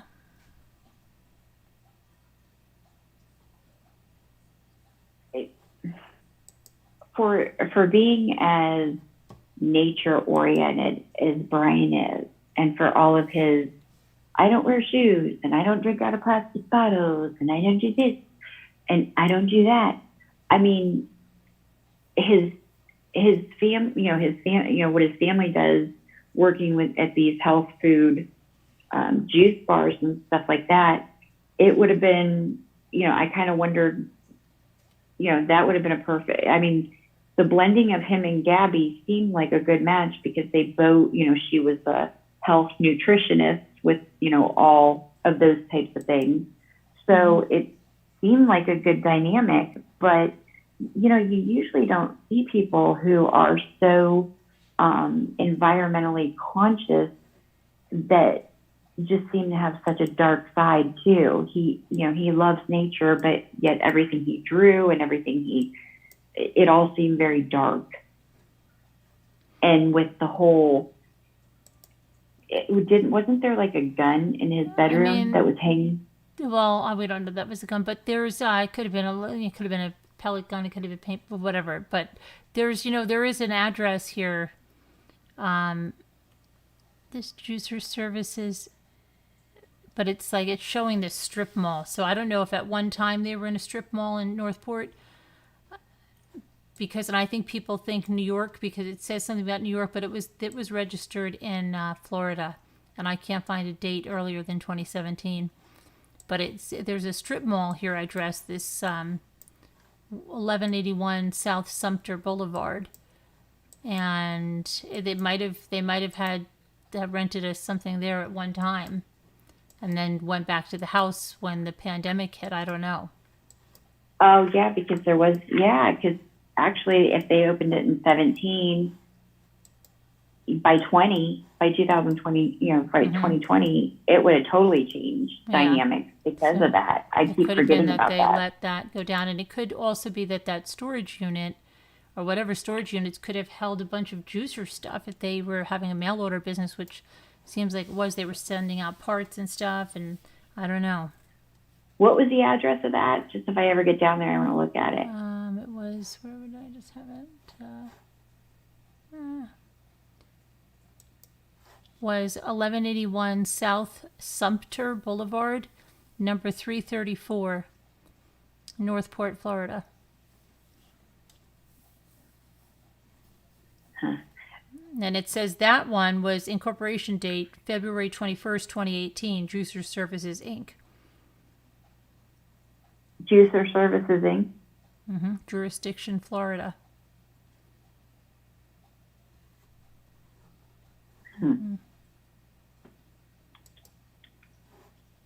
Interesting. I have my daughter's good friends with somebody who they have the same type of business, and it's all health juices and stuff like that. I'm going to ask my daughter's friend. I'm going to be like, because I know my daughter's been following this case. I'm going to ask her, hey, did you guys ever come across the Laundries? Because like businesses, sometimes they do come across each other. Oh yeah. And she lives in Venice, so I'm going to have to ask her if her family ever came in contact with, this guy. I mean, even in that strip mall, I don't know how long ago, if they really did have a place there, if somebody that, like an anchor store that would. No, yeah. Did they actually have a juicer bar, or did they service the machines? I don't know. She had said an organic. Do you remember she said she had stopped working in an organic juice bar? Yeah, that's what I was. And I find that funny because her mother said she was. Didn't she say something like almost a pharmacy rep, or not a rep, a pharmacy technician or something? And then she did. She said she was a nutritionist. Right. And I'm just finding there's like so many different things. And then working at Publix. She might have worked at, well, okay, but that would be in Florida because they don't have Publix in New York. Oh, so no, I know in Florida. Yeah, definitely. But there were like three different things. And then, so I just didn't know what, I wonder if she worked two jobs at one time. I know,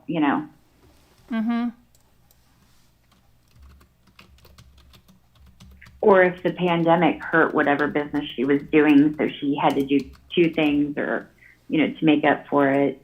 I looked at organic juice bar in Northport. Let's see.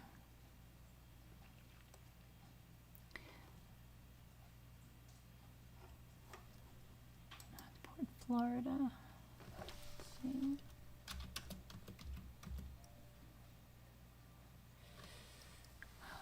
The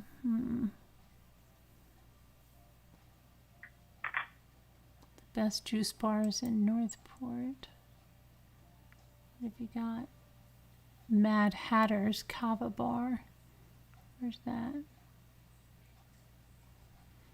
So Delight, Tropical Smoothie Cafe, The Real Juice Bar. I don't know, there's actual Northport, the Tropical Smoothie Cafe. Smoothies, sandwiches, juice bar. That's the closest one to Northport. And it says, let's see. Do they say organic? Tropical Smoothie Cafe. Northport's menu boasts bold, flavorful smoothies like the Island Green, Sunset Sunrise, with a healthy appeal, all made to order, quality ingredients. We find that real fruits, veggies, and juices taste better. Toasted flatbreads, wrapped sandwiches, quesadillas, I don't know if it's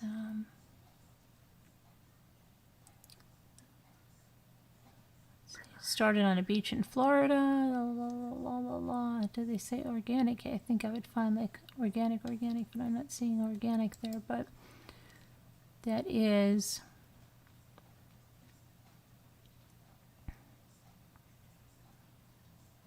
I don't know. Tropical Smoothie Cafe. Knows. You know, if the daughter just moved down, okay, so the daughter, she's like 32, right? Isn't she like 32? She's like 10 years older than him. She was born in, okay, he was, when was he? He was born in 2000. What the heck was he born in? They were born in 1999. She was born in 1999. He had to be born in 1998. And then the sister was born in 1989. So there's 10 years between them. Yes, there's about 10 years between them. I've been listening. You're the best. Oh, thank you, Ruby Ann. The reason I ask is because, so when they came down from New York, all of them came down, even the daughter who was already older. Mm-hmm. I don't know. I mean, I don't know if she came down. She lives in South Carolina and she's got 2 little boys. Oh, okay. For some reason, I thought she lived here. Oh, no. She's in South Carolina. Okay. I wonder why they picked Northport. I mean, I wonder what their reason for moving was and what have you. I don't know.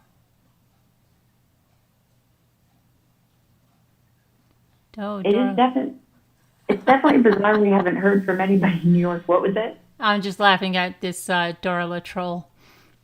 Don't dox people. That's not cool. You emailed some information? Okay, Alley Cattails. I'll check it out right now. Thank you, Ruby Ann. Okay, let me check it out. Alley Cattails. Let's see what she's got here.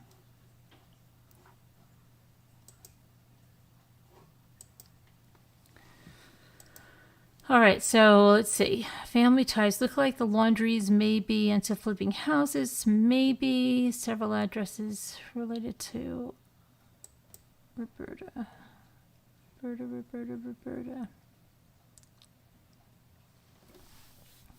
Previous addresses.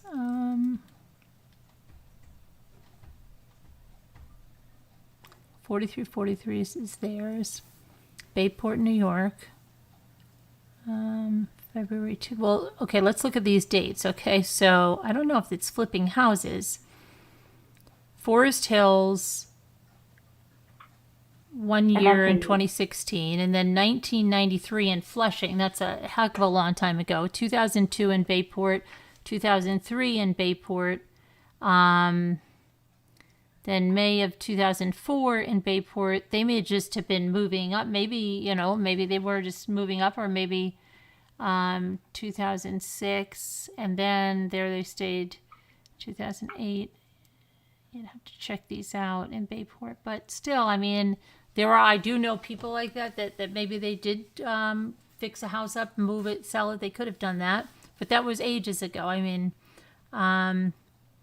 Woodhaven in 91, Bayport. So maybe he dabbled in real estate or whatever, but it's not crazy. Well, didn't they try to flip this house that they have in Northport? Didn't they have it up for sale at one time? It looked like they might have been put up for sale once and then taken off.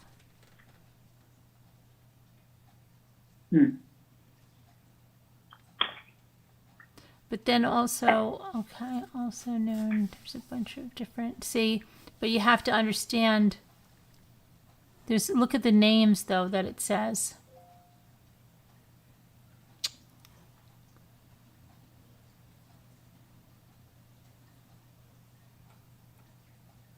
Are they like under their name or in an LLC? And no, but there's also Robert Laundrie.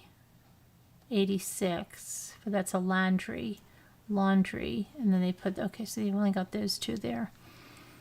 It says Roberta's 55, was born in April of 1966.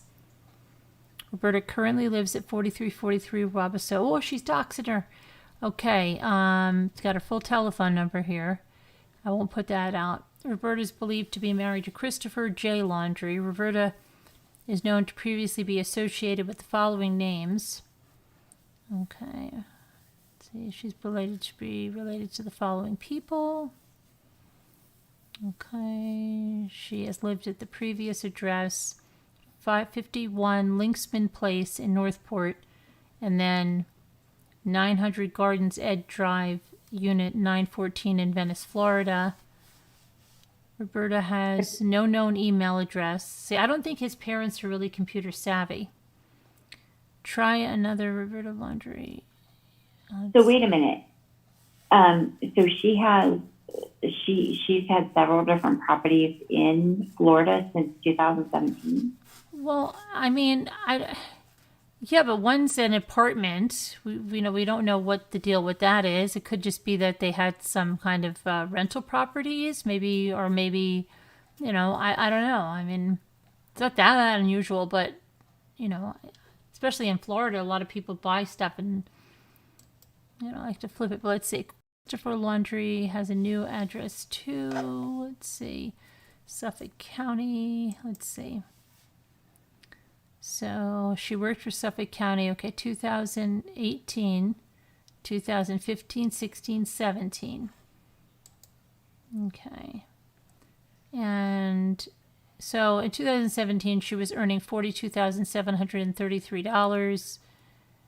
She was employed Suffolk County, reported pay of $42,733 by public records. The pay is 51% lower than average. So I bet you their attorney from New York is somebody that she worked with, did something with, knew that's somehow. Suffolk County, so that she's working for the county. Because that's before she got to Florida, right? Yeah. Mm-hmm. But didn't you say they had her listed there in 2018? They had her listed here in 2018. Yeah, they did. Who's this? Let me see here.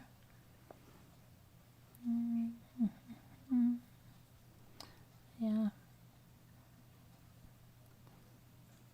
I mean, there's a lot to go through. I mean, could be a lot of things. It could be the father went down first and she was going to finish out a year there. It could have been they were having marital issues and she wasn't going. It could have been then they worked things out. I did hear stuff about a split too. I heard some of the rumor mill stuff was that they're like planning on splitting now and going to sell the house. I mean, there were so many things that you hear.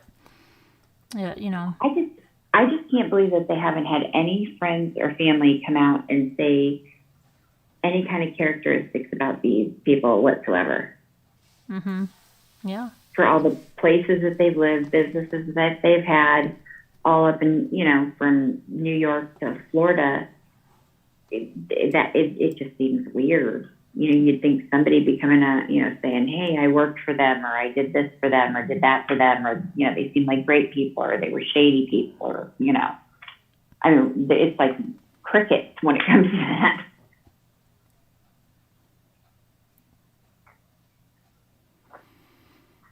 Huh. Mm-hmm. Yeah. That's something right now.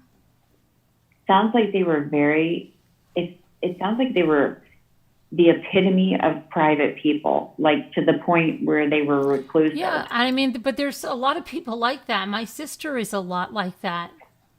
Okay, my sister is like freaked out on social media and stuff, and she'll just get rid of accounts, and you act like, she's like in the witness protection program. But there are people like that. Seriously, no, they're hard. Like, she's like just freaked out. She's one of these like, oh my gosh, don't tell anybody where you are. Don't tell anybody where you're going. They might come here, they might come there. She's just, and her daughter doesn't go. Her daughter's my son Michael's age. They're 2 days apart. Her daughter doesn't use any type of social media. My daughter's boyfriend is another guy. that he is like off the grid on social media. Okay. Oh my gosh, yes, and you don't understand when I go out with them when I'm at the alpaca farm. It's like I feel like he's in the witness. Okay, I know that if there's footage of him on a video, I can't put it up anywhere. It's like it's crazy. Okay, but there are people like that. Yeah. I just think they have to have a very interesting family dynamic. I think that once it all comes to light, they're definitely going to be they're going to be strange birds, that just aren't. I'm trying to think of there's so many people. I know it sounds weird because we're all here, but there's so many people that, like my cousin. Oh my gosh, my cousin, forget it. He's like, anytime I take a picture, he says, "Don't you put that on Facebook." Like my aunt. I'm like, what? What's the matter with you? Did he come from the witness protection program? Can we have him checked out? Oh my gosh, it's like I don't know, and it's just, oh my goodness, your sister's never had a cell phone. You have? Oh my gosh, but some people are like that. It's probably a good thing because a lot of times there's. Tim?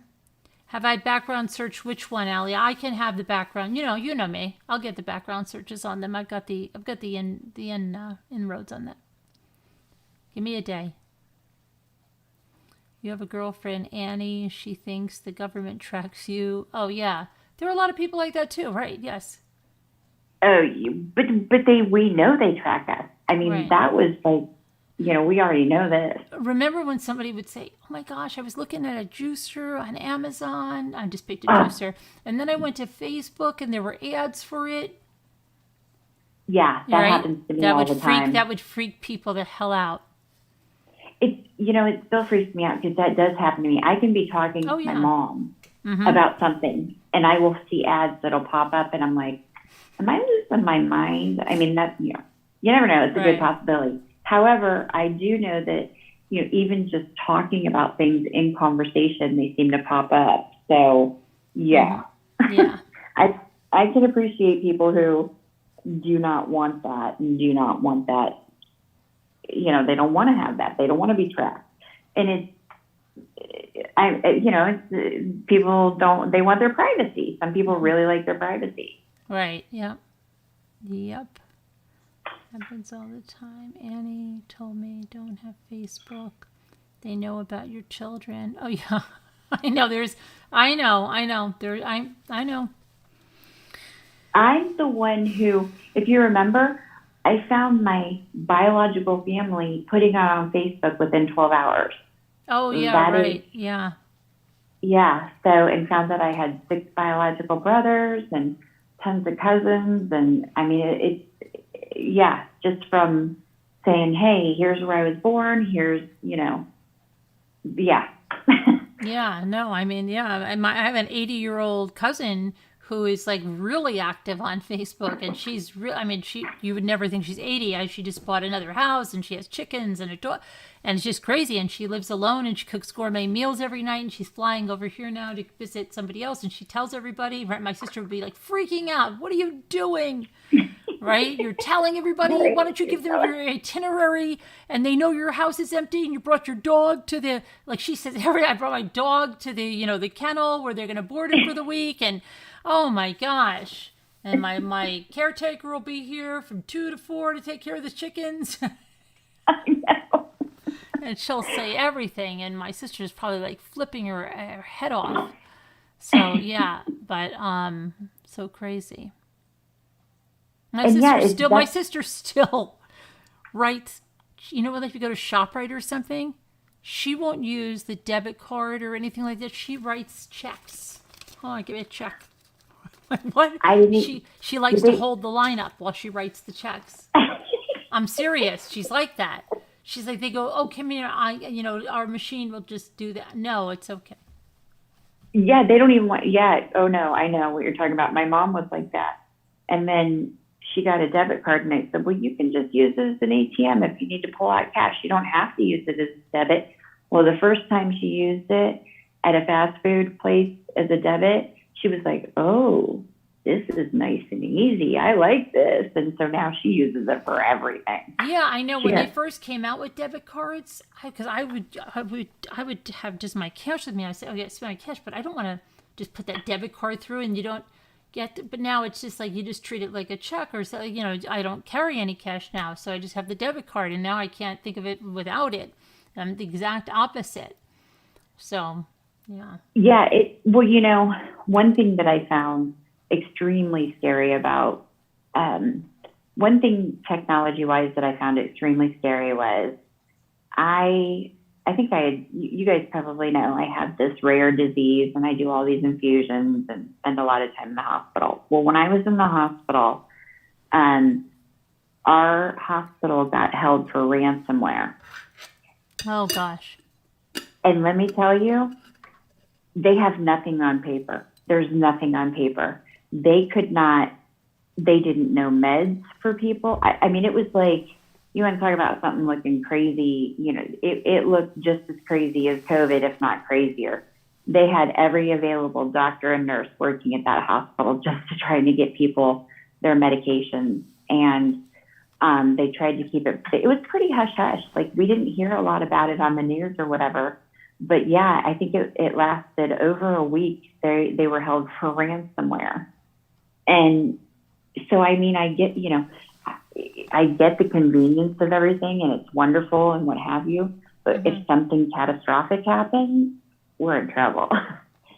Yeah, I hear you. And the best thing I love is mobile check deposit. That's the greatest thing in the world. You don't have to go to the bank. I have never used that. Oh my gosh, that is so great. My husband was talking about that. He said something about, I'll just do it by check. I mean, you just take a picture. You just endorse it and take a picture of the front and the back. You know, and it's the greatest thing in the world. It's in your account. Goes right in your account. Wow. See, I'm behind the times on that one. But see, I was in the mortgage business for years and years, and then I ended up, having to go on disability because I pretty much just now I have my nurse emeritus degree, but so. I just get direct deposit. So I really don't, I don't deal a lot with having to deposit this check or whatever. But my husband was saying that he's done that before. And I'm like, I don't think I'm so far behind. I was like, you did that? And he's like, yes, I did. And I'm like, wow, I'm impressed. And it works. And he's like, yes. And I said, so what do you do with the check then? And he said, nothing. You just, you hold on to it for again. Well, you hold on. Yes, they tell you to hold it for it's usually like 2 days. I just put it in a file anyway.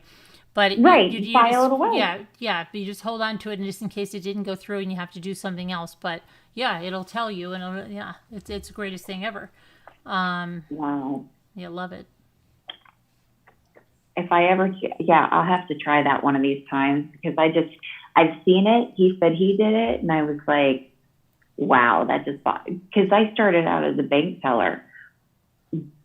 Back when I was in high school, I worked as a bank teller, and it's just amazing to me because they had, you would just think that would be able to open you up for like cyber problems or, you know what I mean? Yeah. I worked in a bank too, and I was in the mortgage department, but. That's it. I went into mortgages then, and I ended up working. The last job I had before I just couldn't work anymore was I worked for Quicken Loans, and I was in one of their first classes.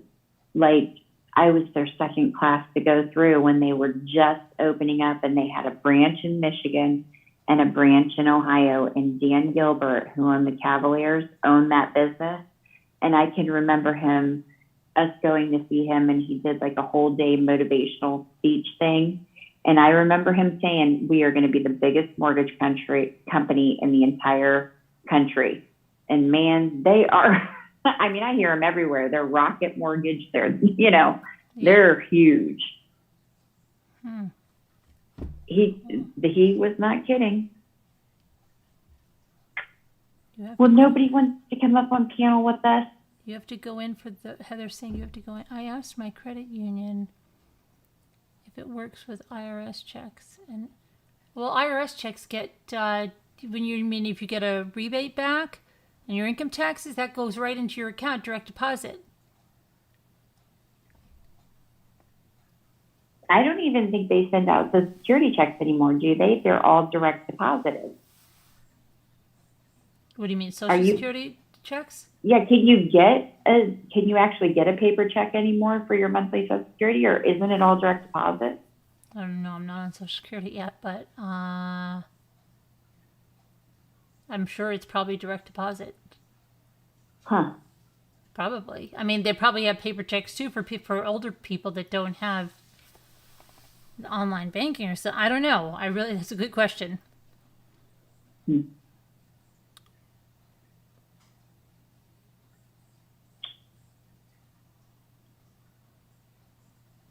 Your parents. Is Jim? You know what? I've been on and off because, like I said, I keep falling asleep from my drugs.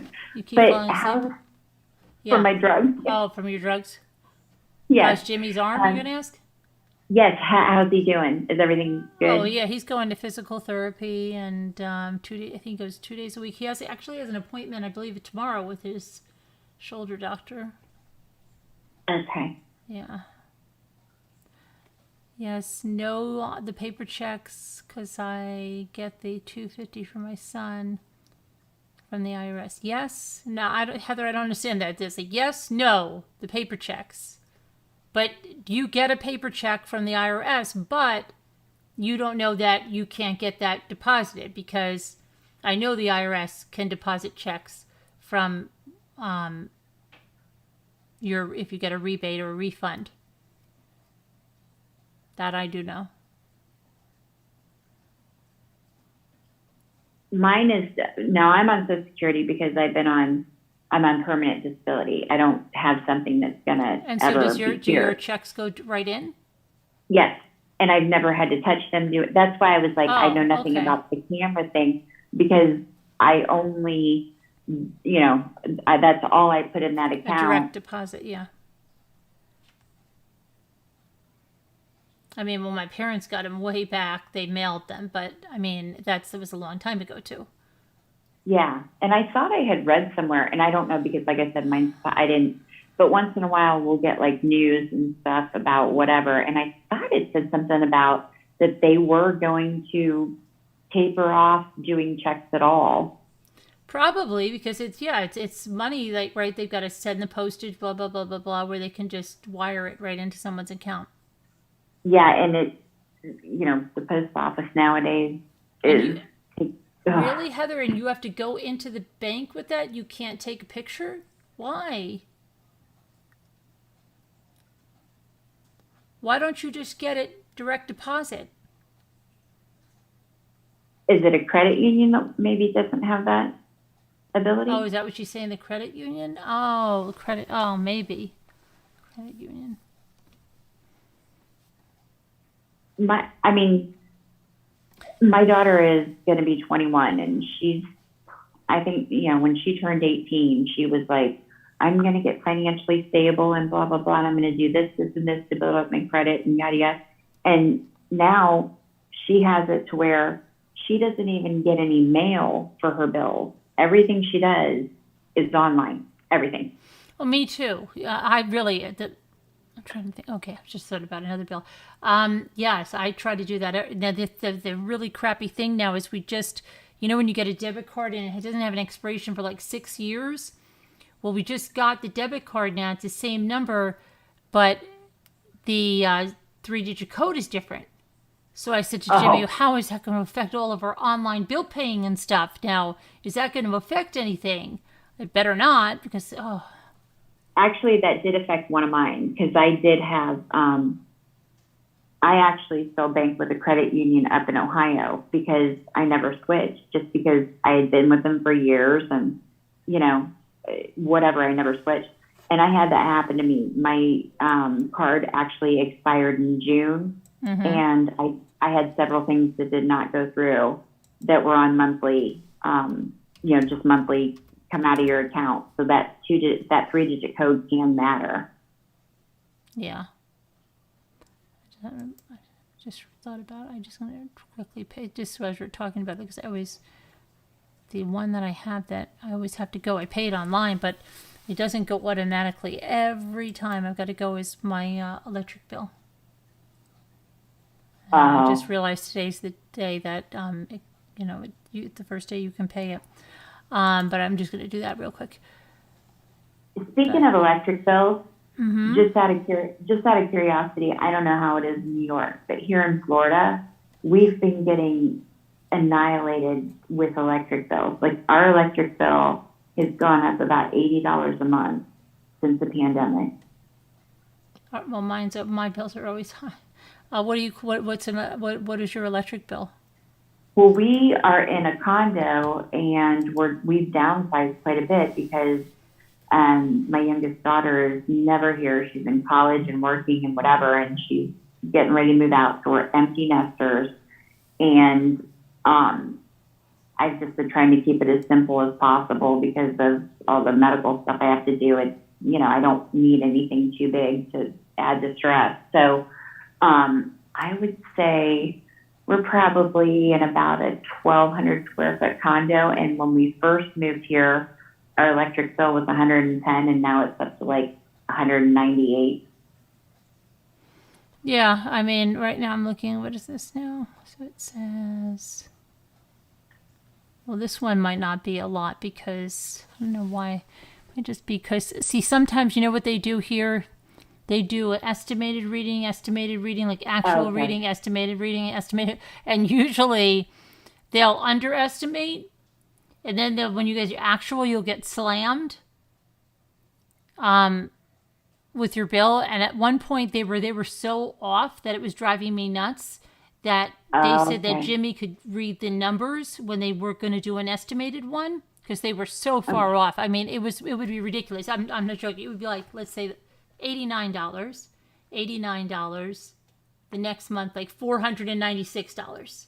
Oh my gosh! You'd be like, "What the heck?" Right? So, yeah, but that's how bad it was. I mean, I'm not joking. That's how off it was. And I said, no. They said, well, you can call in, and Jimmy can read the numbers, and then we'll take that, and then we'll do an actual reading next time, and it all should be, the right thing. That it won't be like crazy makeup. Yeah, you're not. Oh, okay, yeah, that's a good idea. I think it's $189 this month. I'm trying to see.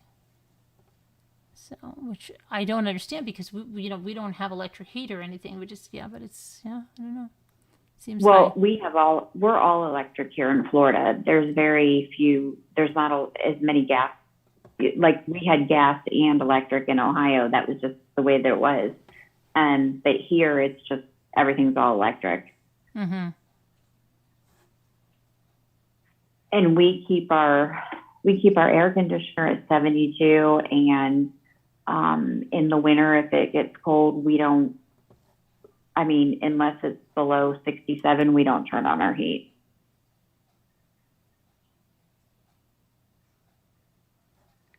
So, Brent, I'm just trying to figure out. I keep popping in. Like I said, does it start off with Gabby talk? Yeah. Yes, Steph. We were talking about Gabby this whole time.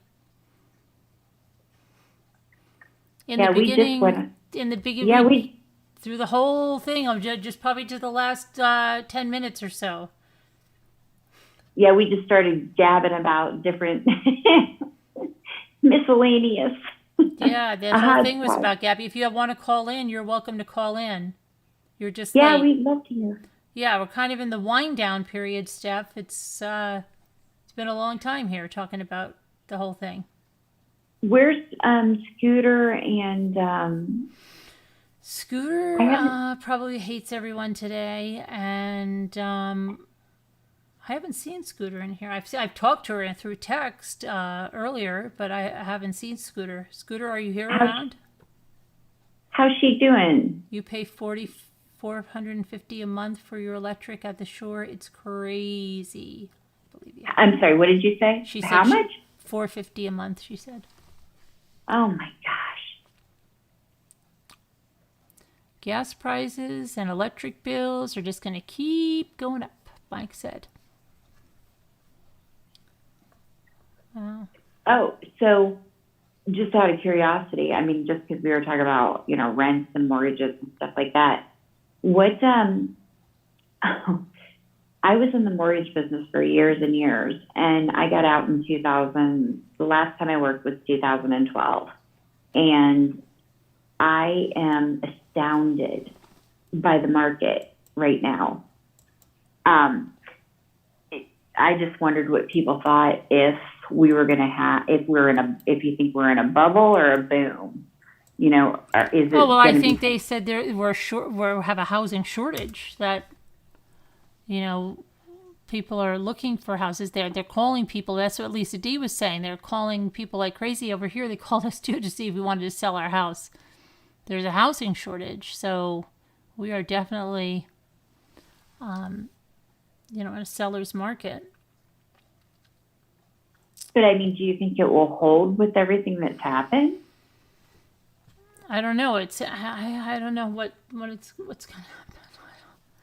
I don't know. There's a lot of people that moved up this way during the pandemic. They left the city and everything. There's a lot of people that moved up here. Okay. Because they wanted to get out with this stuff, and then they could work from home. And a lot of people my daughter went back to the office last week, I think. Okay. So they are transitioning back there. But because there's some houses that I've seen that have doubled in price since January. And that is like unprecedented, Well, Florida was like that. Like, what, wasn't it in 2004?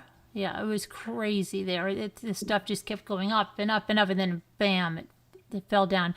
With the Chinese sheetrock, that was all bad, like in the homes in Parkland and Coral Springs. Oh yeah, because we were going to buy one there, yeah, and a lot of those, they just had to rip everything out, and they were, oh my gosh, it was terrible.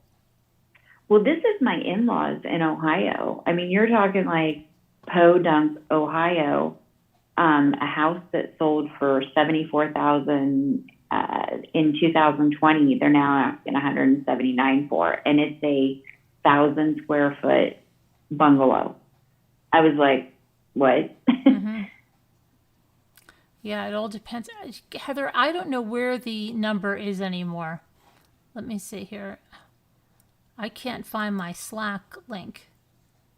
I'm just going to have to go get a number that I sent to someone else. Here, grab this one. Shoot. That's not what I want. Okay. So now, how are you guys doing up in New York as far as, just out of curiosity, COVID? Because I know we were getting really, really hit hard. We're down doing here. good up in New York, knock on wood. We did get a letter that someone in the high school or in the middle school tested positive, but everybody was notified, and wasn't our kids, thank goodness. And I don't know. My daughter is off college for 2 weeks because she was in a class where like 4 or 5 people had COVID. So now she can't go back for 2 weeks. Oh, okay. But I did the Regeneron.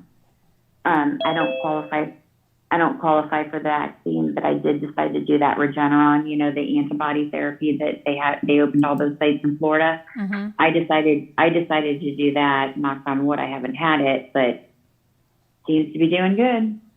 Allie, Cassie doesn't live there, though. Not according to the FBI being at her house and what she said in her interview. She doesn't live in there where you sent me. So that's weird. But I'll do some more research on it tomorrow. I'll put some people on. Hi, guys. Hi. All right, so listen, this is what I was trying to say. Okay, so you were talking about the pictures. We're going back to that now. Wait, which pictures? Yes, the Which pictures ones? with the checks. You can take a picture of your check, front, back, endorse it. I thought we were talking about the crime case. I'm like, what pictures? No, not that kind of picture. But yeah, I asked like, my credit union, because I go with Inspire, and they were like, well, you do anything but IRS checks. And I get IRS checks for the pandemic for my son, $250 a month, and for 6 months, and then I have to claim the rest next year on my income taxes. And then I get a lump sum of $1,400. But which I think is stupid the way they're doing it, but whatever. It is what it is. But yeah, I get checks because this is a new credit union I'm with. So I don't have the direct deposit set up yet. Mm-hmm. And the only way, and besides, I'm moving, so I would have to change all that into the system anyways, so I'm just going to do it all at once as I'm doing my income taxes, because it's going to be so much easier just doing it that way through IRS, So I'm just going to deal with the paper checks for now until December, and then, January, actually. I think January is when they not 100% sure. And then that's when I'll file my taxes in February, and then it'll just be direct deposited from there, but with my new address too. Because they said, I was like, what's the best way to change my address too? Through the IRS. Oh, yeah. They were like, income taxes. And I'm like, oh, but that's like 4 or 5 months away. Okay. Well, what you could do is, wherever you're moving to, if you want to, I don't know if you just are like, hey, I want to stick with credit unions, but if you found somewhere where you could you wouldn't have to transfer it, everything's going to stay the same. It's just, I'm moving my house to my sister's house, and that's like a 5-minute walk, or 5 to 10 minute walk from here. Oh, I got it. Okay. Literally, it's still in town. So from where I'm at, it's just like, yeah, the credit union was just like, yeah, you can't take a picture of it. You can only do that with personal checks, or even they said checks for if I had a job and those kind of checks. I could even do it with that. But IRS you have to go in for because it's federal, I guess. I don't know. It's their rules. It has to be their rules. Honestly. So I wonder if there's ways that people can still scam IRS, like IRS checks, that they aren't able to do that. You know what I mean? Yeah, because I know when I didn't have a bank account, what I did with my first, stimulus, I went and opened up a bank account and threw all that money in the bank account, Okay. Yeah. And that's what I did. I just threw it all in a savings account. I didn't even open up a checking yet. I just did all savings. Okay. So I was saving. Had about $4,000 in there at one point. But this, that, and the third happened. So then I opened up a checking account just recently. And everything from here on out is direct deposited. It's just the IRS checks are not. They're still coming in my name. Well, yeah, in my name. Okay. You know. Hi, Gabby. But they're going to the. My name's Carolyn. Hi. So I've always had to have some of the. I do really. Just a ton of Hi, Kimberly. Really expensive infusions, and so right. I've been on Medicare for a long time, and Kristen, my husband and I have had to keep separate accounts. I can't put anything in it except for my Social Security. Oh wow! Because my treatments are $20,000 a month. So that is yeah, it is a lot. It is a lot. So I got like a tax attorney right away, and he told me to keep stuff separate. Right. So I've always just gone by that, and I don't have anything else but my account. I know. I feel the same. It's like I'm broke as a joke right now, and I'm just struggling to keep my head above water, paying my bills that I have, off. I mean, I make enough, but I don't because of the fact that I'm always buying you come up and ask questions, for the house and stuff like that. And it's like I got cats, so I got to take care of them. And my one cat kind of like he knew that I didn't have that much money left. $1,000 left, and he had to get sick. So and he had to get what? He got sick. Of course. Of course. The rest of my money. I'm like, are you joking right now? Yeah. Oh yeah. Yeah. It's crazy. I got it, and it's funny. I mean, I do. I mean, I can't say that Medicare is not a great thing because Medicare is really good. I mean, it's my been the best. sister's been on it for a long time. Yeah, she has a bad heart, so. Yeah, and it's actually really good. They really don't deny your claims, but the only thing is that if you're under 65, you don't qualify for a supplemental. You can't get the supplemental policy. Oh, yeah. Yeah, so you're responsible for your 20%. But the good thing about Medicare is that, like, if you're in a regular insurance company and let's say that, let's say that you have a 20% co-payment, a lot of times they can make you come up with that before they will treat you. They can withhold treatment. Because you have to pay your portion up front before the insurance company pays. Well, it's not like that with Medicare. They can't refuse you treatment. It's not like my car problem. I have a problem with my car right now, and they told me I have a $500 deductible. I have to pay that up front before anything, and I'm like, but I didn't even hit. Like somebody hit my car at Walmart. And I was in Walmart, and they hit my car as I'm in there, but it's still my fault. Or it's like I still have to come up with the money because I don't know who it is, and they never left a note. Of course, they're not going to, because they took a chunk out of my car. I'm like, are you kidding me? And that's going to be like $1,000 for my bumper now. I'm like, you know what? I'm just leaving it alone. I am. It's small enough that it ain't going to cause damage. But I'm going to have to get it fixed eventually. But right this second, it's like on the bottom of my to-do list kind of thing. It still drives. It's like that. Yeah, it's like a cosmetic thing. It's like, dude, I just got my car a year ago. Really? That had to happen?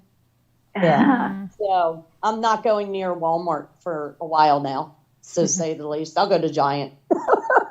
Well, I live in Florida. I don't know if have you ever seen people drive in Florida? Because I live in Florida, and people driving, they are horrifying drivers. Horrifying. They're bumper to bumper. Oh, they are. Literally. And they will literally, they'll hit each other too. But they'll play bumper cars. I'm like, I know. I was on the Panhandle for a while, and we were on the Strip, and on the Strip, it's about 10 miles, literally. But you got people that are very impatient, and they want to go past you. I don't remember who that was. No, I'm trying to remember. I've tried to remember the two people that we had, and they came on the panel, and they got so happy to talk to each other. I'm not kidding around. And they were talking to each other. Daniel might remember who they were. And they each had chemistry, and they were like just talking to each other like crazy. And somebody said maybe they should exchange phone numbers because they sound so friendly, and they want to continue talking. Yeah, it was like I can't remember who it was now, but it was two people. Daniel, do you remember who that was? And they came on. But it was like, and they kept saying, "Oh, but I want to talk to so and so. I want to ask her something." And yeah, I think we did give them each other's numbers because they were talking so much. You guys remind me of that. That's funny. That is a joke. I'm trying to remember who it was, but it was two people, and I can't. They were just like, "Oh yeah, well, I definitely want to talk to her. I definitely want to talk to her because I have to talk to her about that kitchen renovation." And it was like they had all this stuff going on that was in common, and it was hysterical. Yeah. Well, Carolyn, when you know I come on panel, I just talk and talk and talk and talk. Hey, you know what? I have just felt cooped up, sheltered and secluded, and I've been trying to follow this Gabby Petito page. I keep falling asleep. Oh yeah, let me look if that has any updates before. Let me see that. And I'm like, I want to go on panel and see what everybody thinks about this, because I've just had so many questions about this, because it's like, I'm like, this doesn't make sense. This doesn't make sense. Yeah, because earlier I even asked Carolyn because my ex came up with this craziest thing. Did you hear that there was 2 campers? One was red. Oh yeah. And they had it stocked, and he already had this all planned. I'm like, no, there wasn't. Mm-hmm. No, there wasn't. Where are you getting this information? Oh, that's right. And Don't forget. No yeah. way. So I asked Carolyn, because she knows everything. I was like, did you hear about a red camper? Yeah, like, not from a credible source. The Petito family, don't forget, is having a press conference 1:00 tomorrow. And then. Oh, their first one, isn't it? Yeah. Well, after the funeral. Yeah. So let me ask you this question about about it being ruled a homicide. So I know that, so basically we know that they don't have like toxicology and any of that stuff back. So there had to be some type of visible, or was it just the way she was left and found? Do you see what I'm saying? Like, they would have had to, like, I'm wondering if he strangled her or something. Well, there's got to be. There's got to be ligature marks of some sort. I missed it because I was trying to read some tweets and I can't concentrate on 2 things at the same time. So my question was, they ruled it a homicide, but they haven't charged anybody yet. But do you think that they ruled it a homicide because, there was something where she was either shot, stabbed, there's something. strangled? There's a manner that is consistent with a homicide. So not just because of where they found her.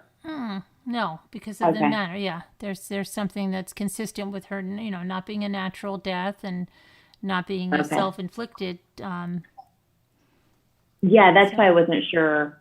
I just wasn't sure why that, because I'm thinking more about, if they didn't. Yeah, they probably also don't want to give too much information because of the, not having anything like. Yeah, because he's still a person of interest. He's not a he's evading the law now. Right, and now that they've got his DNA, and now that they're there might be something on her body that they had to get his DNA, and once they can tie that together, that's going to be a different story. Oh yeah. Yeah. Mm-hmm. Hopefully they do. I mean, they'll run that DNA today. Like they'll gone. It'll come back. Well, that's why I thought we would have seen charges already, because it is a homicide, and he did take off, and they have, and I mean, obviously, we have enough circumstantial, but I thought they would have maybe charged him by now for something. Well, yeah, I think, like I said, like everybody keeps saying that he offed himself. I don't think so. He's like too much of a coward to do that, I think, because the guilty do run, cowards run. Like if you see any of those crime stories on the news or even the TV shows, like real crime TV shows, guilty always run, the cowards always run. They will never off themselves. Not really. Not unless they, like you guys said earlier, they're cornered and they don't want to really get caught. then they'll just pull the trigger or something. If he has a trigger, who knows? He might not have a gun. Well, that was the other. Going off himself. Well, did they not stabbing himself? Well, didn't they say that they saw a gun hanging up by a flag in his room? But it doesn't look like a gun. It might be like they said a pellet gun or like a BB gun. But but for being the environmentalist that he is, I mean, a pellet gun or a BB gun is usually to shoot an animal or what have you.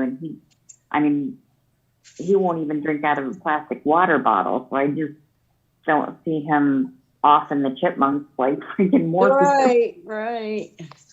But then again, you wouldn't think that he would do this to her, to Gabby. Yeah. I mean, he definitely had you wouldn't. So he definitely had some type of dark side that he was not, definitely. That he was hiding. And maybe he was hiding it all under the guise of his being a outdoor loving animal man, barefoot walking, no plastic toting. Right. Nothing other than they said that there was a sheriff's helicopter flying over the DeSoto campground an hour ago, according to what people are hearing. But yeah, they got to check it out. I really don't think he's there. I mean, I wonder how many. I feel sorry for the FBI and what have you, because I mean, they just want to find this guy too, and they are probably chasing their tails on so many leads that they have to check out. But well, the number is working because Davita called in on. Davita called in on the same number for everybody. So Tracy, you have to try it again. But I don't. Yeah. I know you guys probably answered this earlier because I wasn't on here earlier. I was packing and stuff. But about like Dog's trail that he supposedly has a hot lead and or whatever. And supposedly it was at a campground. Where at? DeSoto, Florida. That's the one. Oh, that was the Soto place? Mm-hmm. Okay. All right. Oh, hopefully he's around there. Well, I don't think so. But yeah, I don't think so. I mean, I don't think so. But what? I think it's on the Appalachian Trail. Me too. Yeah, I don't think he went through all this trouble to kind of, send the FBI this way and send them that way just to be caught on this little stretch of causeway in DeSoto. Right. That is the truth. There's only one road in and one road out, or it's by boat. Ooh, speaking of boat, I wonder if he took a boat somewhere. Oh yeah, we have already discussed. Did you come in late? I did. Yeah, because Carolyn was talking about that. Yeah. Yeah, she was talking about something with a charter. Yeah, I think I came in about 2:30. I don't know why it's the right number. Yeah, 2:30 I came in at. Like I said, and I was even like chatting, and I'm like, okay, I'm going to get back to back, and I'm going to listen. So I had you sitting on my kitchen, kitchen table, and I'm packing and listening. But yeah, I didn't hear anything on that. So yeah, Trace, it's 4:00 anyway. I'm gonna cut out for the night because I want to be around. Yeah, for I gotta get up at 8. You never planned for all this 4 hours. No, hi, Matt. But we'll be on tomorrow about that press conference and other stuff. So I didn't get to make my rose again. All right. Thanks. All right. For letting We'll see you guys tomorrow. Good night, Carolyn. Good night, bless everyone. Everybody in the chat. Thank you to the moderators. Thank you guys for coming in. Thank you for the super chats and everything. Thank you guys in panel. See you later. Bye bye. Thank you for having us.